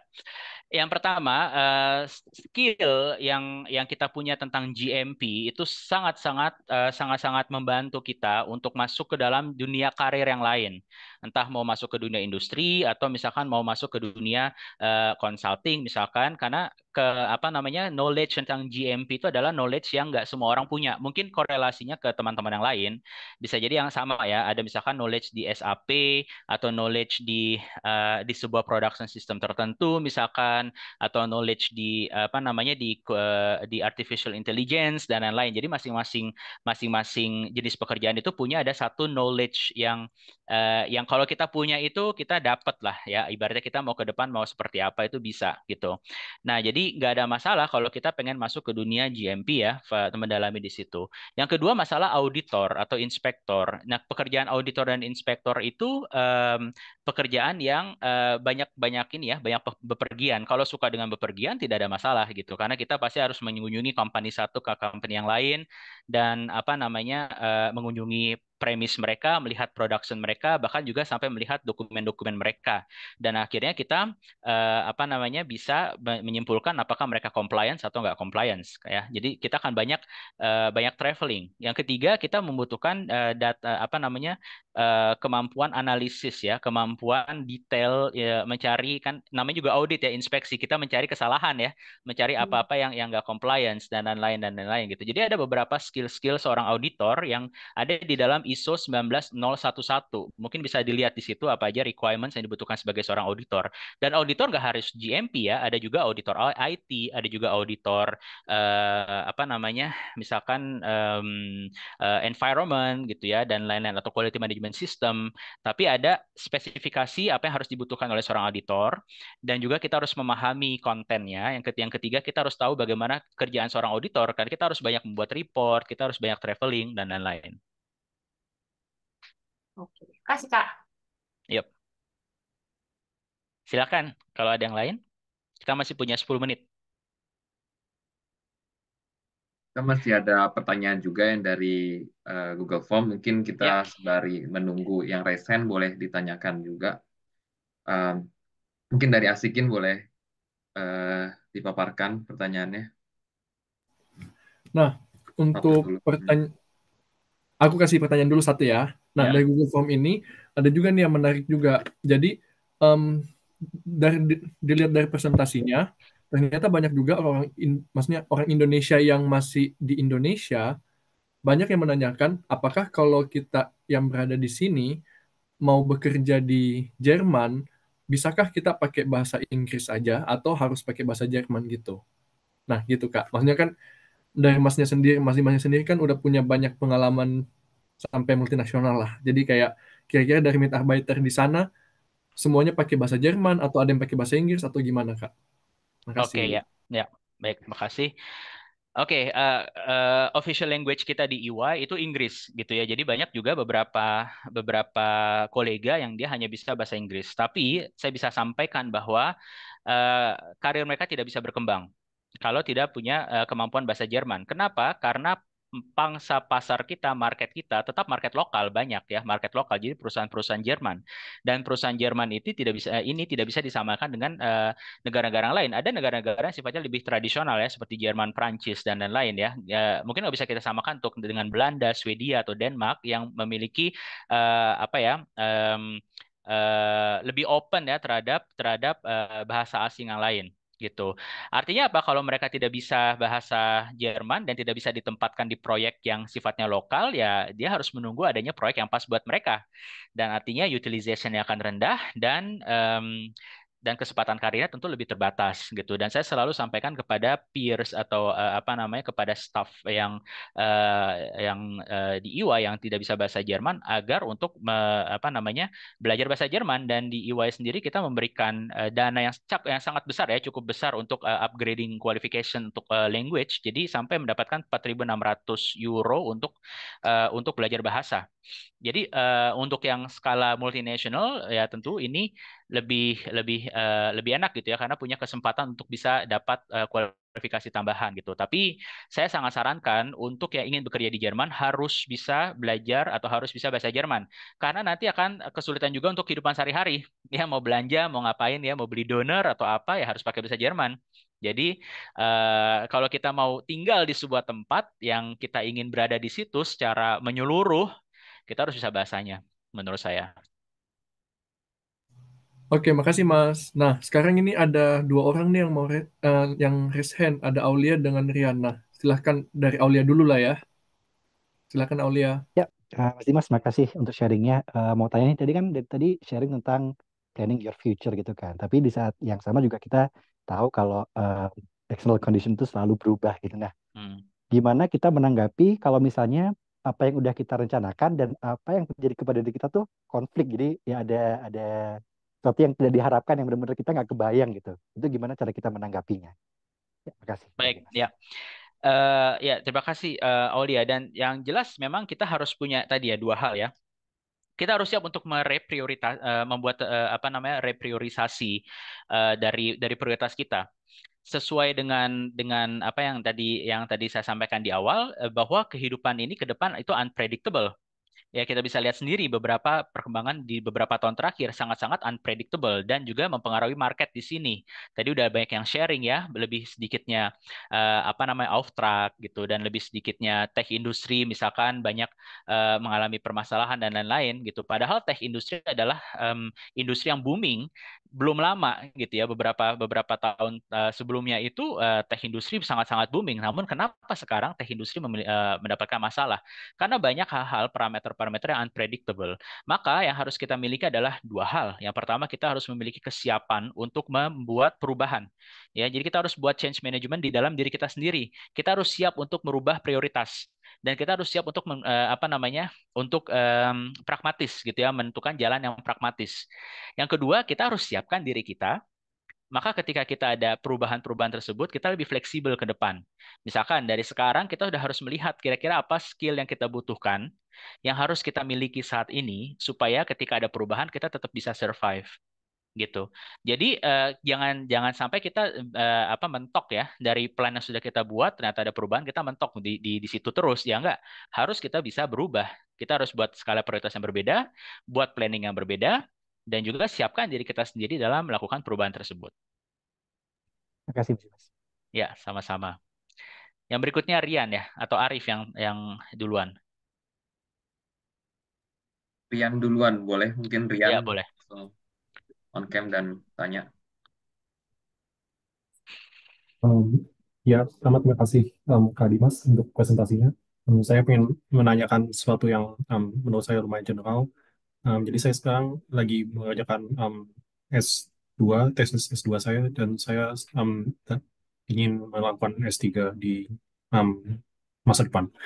Nah, dan tanya saya adalah, apakah Kak Dimas punya tips dan trik untuk melakukan S3 yang secara mulus, apa tips mengenai ya coba spill mencari supervisor atau mencari funding und so weiter. Terima kasih. Oke, ya. Mungkin secara singkat aja Rian, S3 di Jerman ini bisa dapat dari dua hal ya, dari dua path yang berbeda. Yang pertama, bekerja sebagai wissenschaftliche Mitarbeiter, jadi mencari bidang atau mencari job apa namanya ya lowongan pekerjaan yang menawarkan bidang yang di mana kita bisa sambil mengerjakan S3 di situ. Itu yang saya jalani sebelumnya. Jadi saya apa namanya mendaftar gitu ya, mendaftar di lowongan pekerjaan yang ada yang sesuai dengan keinginan saya. Jadi ya kalau misalkan kita sudah S2 dan lagi tesis, ya kita kemungkinan sudah tahu kan kira-kira ke depan nih tema yang mau kita tekuni atau kita dalami itu apa. Dan kita sudah tahu kira-kira lab apa saja atau apa namanya universitas atau working group mana saja yang mendalami tema-tema tersebut gitu. Dan ada dua kemungkinan ya kalau kita pengen masuk ke situ, entah kita mendaftar sebagai wissenschaftliche Mitarbeiter, artinya kita digaji dari tempat kita bekerja, entah itu uni, entah itu research institute, entah itu misalkan dari industri gitu, dan kita bekerja dan hasil pekerjaan kita bisa kita gunakan sebagai tesis atau disertasi kita. Yang kedua ya kita mencari funding sendiri, funding dalam artian kita membuat tema penelitian kita sendiri, kita membuat proposal kita sendiri, dan kita mencari funding sendiri. Fundingnya bisa didapat misalkan dari DAAD, bisa didapat dari pemerintah Indonesia atau pemerintah Jerman, atau dari stiftung-stiftung gitu yang kita harus usahakan di mana kita bisa mendapatkan apa namanya budget untuk menjalankan S3 kita. Nah, kalau dari profesor dan lain-lain mungkin ya sudah jelas ya, sudah lebih lebih apa namanya lebih jelas gitu karena kita sudah tahu bidangnya apa.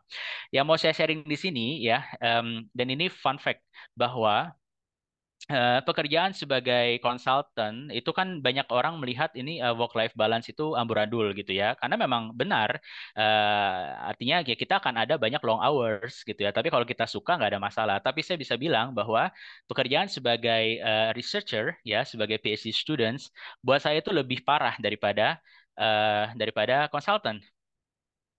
Apalagi yang dunia-dunianya model-model biologi gitu ya atau chemistry yang banyak long experiments gitu ya dan eksperimen itu baik gagal harus diulang dan lain-lain. Kalau kita mau selesai dalam waktu yang singkat 3,5 tahun, 3 tahun gitu ya normalnya misalnya 5 tahun ya.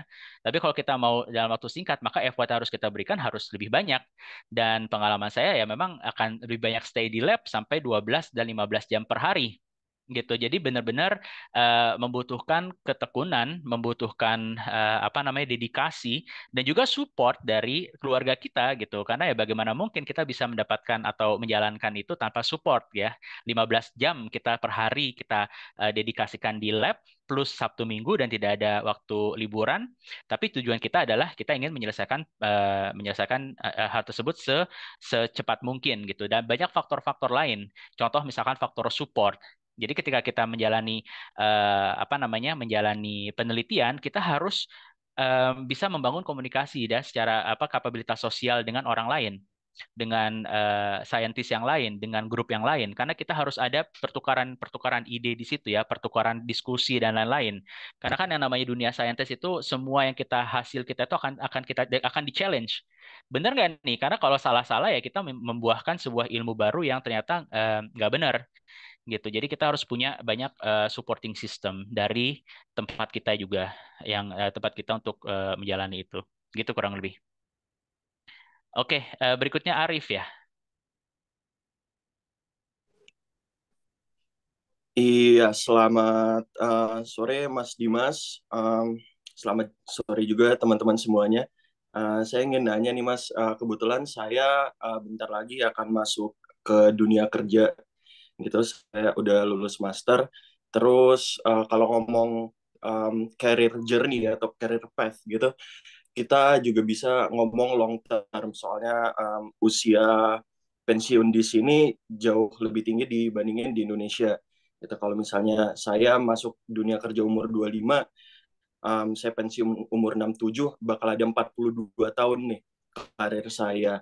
Nah, dan dalam 42 tahun ini kita bakal melalui phase-phase berbeda dalam hidup kita. Mungkin sekarang kita single, kita bersedia untuk mengambil risk lebih tinggi untuk reward yang lebih gede. Terus juga di masa depan kita akan memiliki keluarga di mana mungkin ada shift fokus prioritas di mana security menjadi lebih tinggi gitu mungkin. Nah, saya ingin tahu approach-nya Mas Dimas untuk tetap ya momentum kerjanya menjaga performance tinggi di tengah-tengah shift prioritas ini. Oke, ya. Ya, memang betul ya, Arif ya. Dalam dalam perjalanan karir kita itu pasti akan ada hal-hal baru ya, influence dari mana-mana, dari internal, eksternal dan lain-lain gitu. Maka tadi approach-nya kita harus siap ya untuk membuat atau merumuskan skala prioritas kita yang baru, kita cari insight yang baru keluar dari bubble kita koneksi, kita buat koneksi dengan orang-orang lain, kita tanya, kita apa namanya bangun network gitu ya, kita tahu kira-kira di luar sana tuh ada possibility apa yang pas buat kita dan kita sifatnya pragmatis dan agil gitu. Jadi ketika ada hal-hal yang kita lihat, saya udah bosen nih ada di sini terus gitu ya. Ya udah nggak apa-apa, kita buat keputusan, kita cari hal yang lain gitu ya. Kita lihat apa yang pas buat skala prioritas kita. Karena tadi ya, misalkan yang pertama salary prioritas nomor satu, tapi begitu kita sudah punya keluarga, ternyata work life balance ya atau time dengan keluarga yang paling penting, maka harus kita ubah strategi kita gitu. Dan mengubah strategi bukan artinya kita mengubah karir ya, atau bukan kita artinya mengubah pekerjaan dan lain-lain. Kita bisa stay dalam perubahan yang sama di dalam pekerjaan yang sama, tapi berarti kita harus punya strategi bagaimana mengkomunikasikan perubahan prioritas itu ke pekerjaan kita. Ya, entah kita bicara dengan bos kita, misalkan kita bilang, oke, saya kenal beberapa orang yang memang mereka sudah bertahun-tahun kerja dan mereka tidak ingin naik jabatan gitu, karena mereka sudah merasa puas dengan apa yang mereka dapatkan sekarang dan tidak mau mendapatkan apa namanya fahan-fotung yang lebih tinggi lagi gitu. Dan fine-fine saja karena memang sesuai dengan prioritasnya mereka masing-masing. Oke, terakhir mungkin Niken ya, karena setelah ini kita sudah harus ada masuk ke closing. Silakan Niken.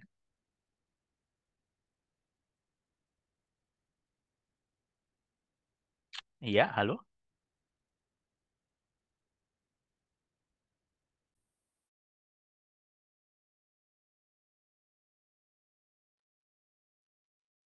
Sorry, Mas Dimas tadi saya terpencet untuk Oh ya, oke. unmute. Iya ya, oke. Niken silakan kalau ada pertanyaan, kalau nggak ada berarti ya udah itu aja mungkin ya yang bisa kita sharing sekarang. Mudah-mudahan 2 jam ini punya makna. Setelah dari kegiatan ini, masing-masing dari kita bisa menentukan career path kita ke depan mau seperti apa. Paham kira-kira apa step-step yang harus dijalankan, bagaimana cara membuat strategi, close the gap, dan punya roadmap masing-masing. Oke, itu aja dari saya. Saya kembalikan lagi ke Virya dan Asikin. Silakan. Nah, Q&A kedua ini udah kelar nih. Sekarang kita masuk ke sesi terakhir, yaitu door prize and closing.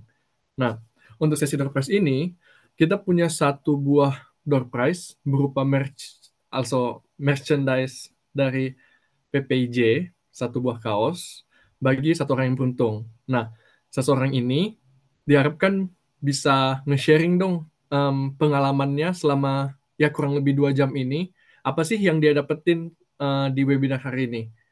Dan kayak mungkin dia bisa bikin planning yang seperti kata Mas Dimas tadi, 30, 60, 90 hari ke depan, atau tentang priority, planning, dan segala macam ya. Bagi siapapun ya para pendengar ini yang mau memberikan ya sharingannya, bisa tolong raise hand dong.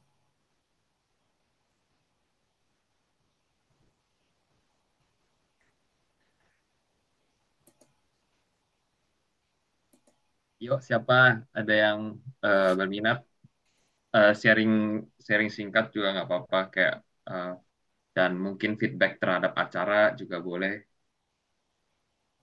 Ya. Ada nggak nih? Kita punya.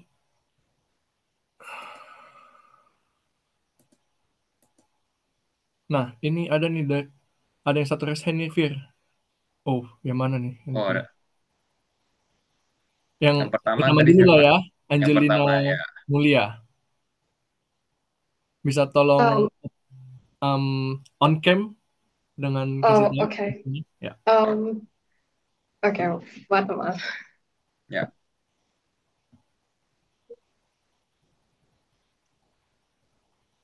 Oke. Mungkin coba tidak yakin apakah benar atau tidak. Seminar yang saya dapetin adalah yang pertama,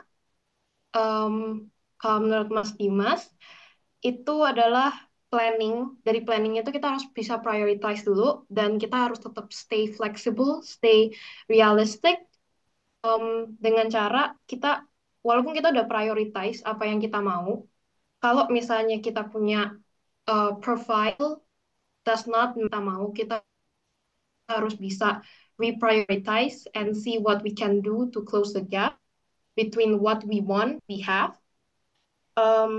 Lalu mungkin di bagian terus selain itu kita juga harus bisa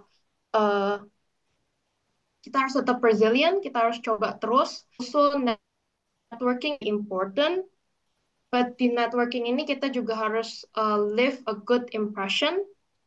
Kita effort untuk for example kita harus kasih back, like nggak cuma minta, tapi kita harus kasih sesuatu untuk dapat sesuatu. Yeah, and I guess the detailed planning adalah cara untuk close the gap. Like for example, maybe sempat ceritain kayak kita tidak bisa sesuatu, terus kita misalnya kita lack knowledge in one field, kita make a realistic plan how to get to develop that skills. Yeah, in like 30 in short term and in long termnya. Yeah, and also about mungkin yang dari sisi kita sebagai orang Auslander, orang Indonesia, mungkin dari sisi kepercayaan diri kita harus lebih percaya diri, lebih bisa proaktif, nggak cuma nunggu feedback dari orang, mungkin dengan cara yang tadi dikasih tahu lewat 3B, build your branding and broadcast.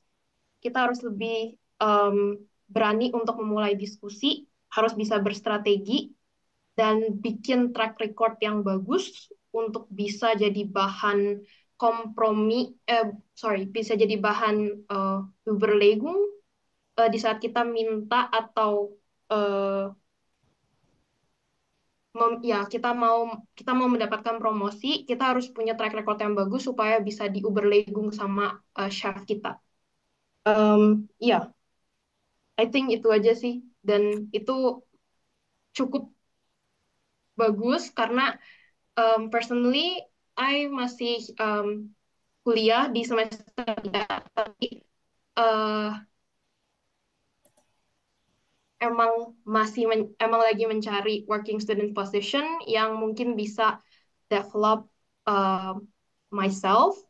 Jadi this seminar really helped me buat mungkin dalam my bewerbung proses, and also how can I verbessert my networking ability, and how can I leave a good impression, like for example misalnya diskusinya bisa lebih maybe not only about them, not only about me, but maybe about something yang kita bisa in common, and then after that juga dapat juga insight kalau maybe after an interview the email not only say thank you, but also maybe go back into what the discussion that we had in the interview.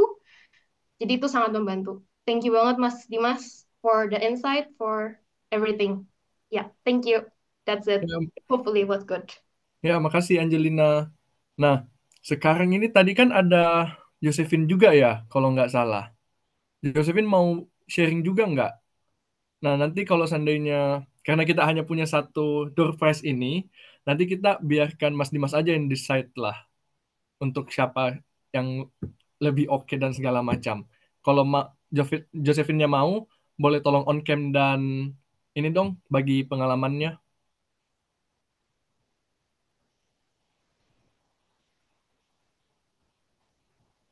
Josephine? Ah ya, Udah, oke. ya.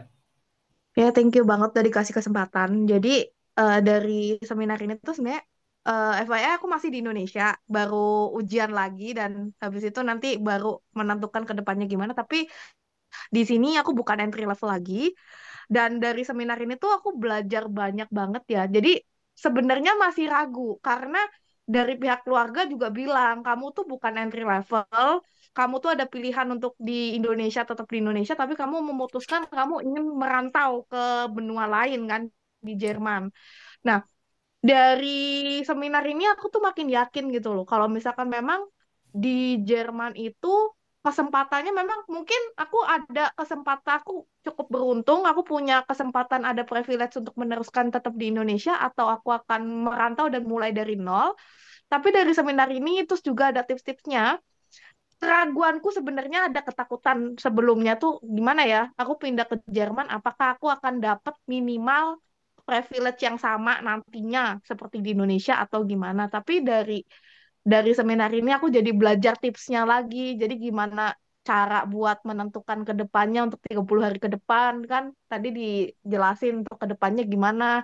Terus juga memang ada kesempatan banyak, terutama di Berlin ya kalau nggak salah tuh kan sebenarnya pakai bahasa Inggris saja udah cukup, nggak usah pakai bahasa Jerman yang terlalu expert dibandingkan sama daerah lainnya yang kecil. Cuma dari seminar ini pun aku juga belajar kalau ya memang mau nggak mau namanya kita di negara yang berbahasa ibunya bukan bahasa Inggris, kita harus ini ya, harus kayak level kita tetap harus disamakan seperti lokal gitu. Dan di sini juga di seminar ini daging semua sih, lebih tepatnya daging semua, dan bikin banyak insight baru juga, seperti banyak juga peluang-peluang yang sebenarnya banyak kan.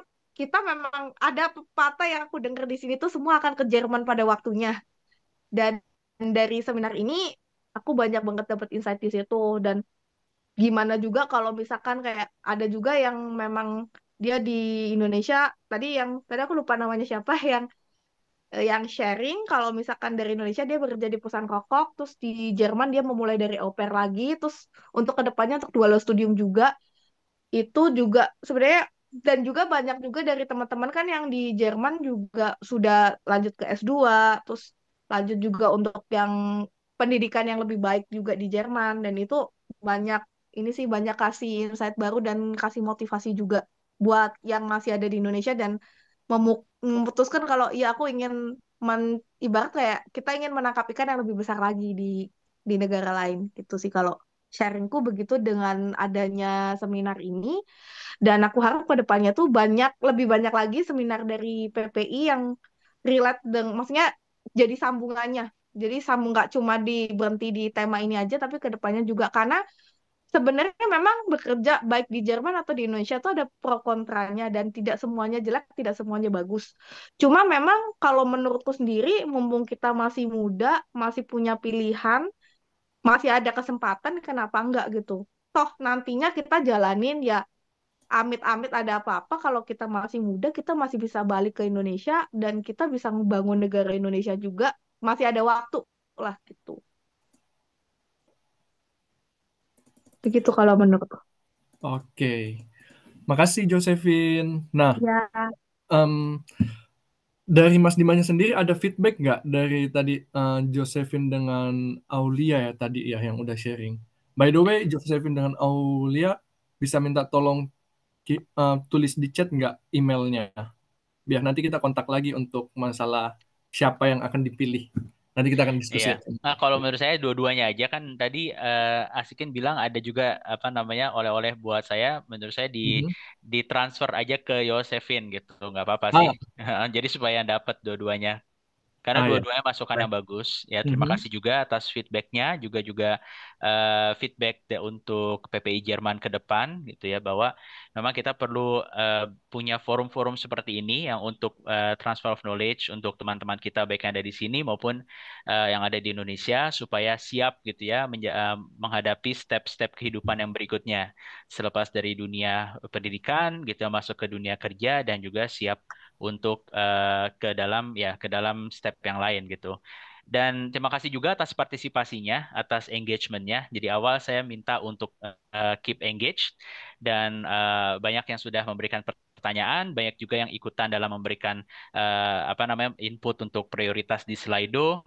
Saya rasa mudah-mudahan 2 jam ini adalah 2 jam yang bermakna ya untuk teman-teman. Ada banyak hal yang bisa dibawa pulang untuk ke depan, bukan 2 jam ya yang berlalu seperti itu aja, seperti webinar-webinar secara umum gitu. Jadi karena waktu 2 jam ini 2 jam yang sangat-sangat penting dan juga gold, makanya dari itu saya tadi minta untuk engagement dan terima kasih atas kesediaan untuk mendengarkan dan lain-lain. Ya, mungkin dari saya itu aja ya, sepertinya untuk sesi ini untuk Asikin dan Virya. Sukses selalu untuk teman-teman. Untuk yang Muslim selamat berpuasa besok. Kita ketemu lagi di kesempatan yang lain.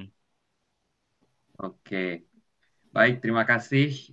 Kita udah di penghujung acara. Eh, Kami dari panitia PPIJ juga mau berterima kasih sekali lagi kepada Mas Dimas yang udah bersedia untuk sharing dan terima kasih juga kepada antusiasme teman-teman semua. Ya, mohon maaf kalau apabila dalam dalam acara masih ada kekurangan. Nanti kami akan mengirimkan Google Form untuk teman-teman bisa mengisi kritik dan saran. Jadi mohon diisi di kolom chat. Nanti akan aku kirim segera. Dan untuk terkait tadi program kerja kami lanjutan, feedback dari teman-teman, kita akan mengadakan beberapa program kerja lanjutan seperti webinar nantinya di bulan Juni kita akan ada lagi webinar dan yang paling dekat kita akan ada acara program kerja mentorship dan itu di bulan April atau Mei antara 2 bulan itu di April atau Mei dan webinar nanti akan ada di bulan Juni dan yang di bulan Juni itu webinar yang akan mengenai tentang dual studium tadi kayaknya salah satu peserta ada yang tertarik juga terkait dual studium. Nah, nanti mungkin webinar ini akan juga menarik untuk kalian. Nah, untuk teman-teman yang mau lebih detail kayak lebih dituntun lagi bagaimana step by step untuk mempersiapkan diri lagi bagaimana bikin personal branding atau nanti komunikasinya. Nah, itu nanti akan kami coba rumuskan dari program mentorship ini. Jadi nanti teman-teman boleh daftar aja. Nanti stay tune terus di media sosial PPIJ. Nanti kalau misalnya sudah jadi programnya akan nanti dipost di sana. Dan itu aja dari saya. Mungkin dari Asikin ada lagi?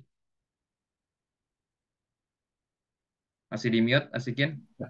Ya, sorry. Ya, karena ini juga udah di penghujung acara, ya tentunya pasti saya ingin berterima kasih kepada Mas Dimas yang udah meluangkan waktunya hari ini, memberikan ilmu dan ya pengalamannya selama ini, dan juga mau berterima kasih juga kepada teman-teman yang sudah stay dari awal sampai akhir acara, dan ya mau minta maaf kalau seandainya ada ya kesalahan-kesalahan mungkin yang kita lakukan selama 2 jam terakhir ini. Oh, dan ya, untuk menutup acara hari ini, kita ada pantun nih. Nah, pantunnya itu bunyinya kayak gini nih. Goreng ikan campur bakmi. Minumnya kopi di Cakep, kosan. cakep. Cukup sekian webinar hari ini. Semoga materi kami berkesan. Makasih semua. Terima kasih semua. Sampai jumpa di lain waktu. Selamat Sampai jumpa. berakhir pekan. Jangan lupa isi formnya ya untuk feedback kita di webinar selanjutnya. Baik, kalau begitu. Sampai jumpa di lain waktu ya semuanya. Sehat Sampai selalu. jumpa. Sampai jumpa. Terima kasih banyak semuanya. Makasih juga. Selamat hari Minggu. Sampai jumpa. Terima kasih banyak. Ciao. Di Ciao. Ciao. Selamat Thank berpuasa you. juga bagi yang merayakan.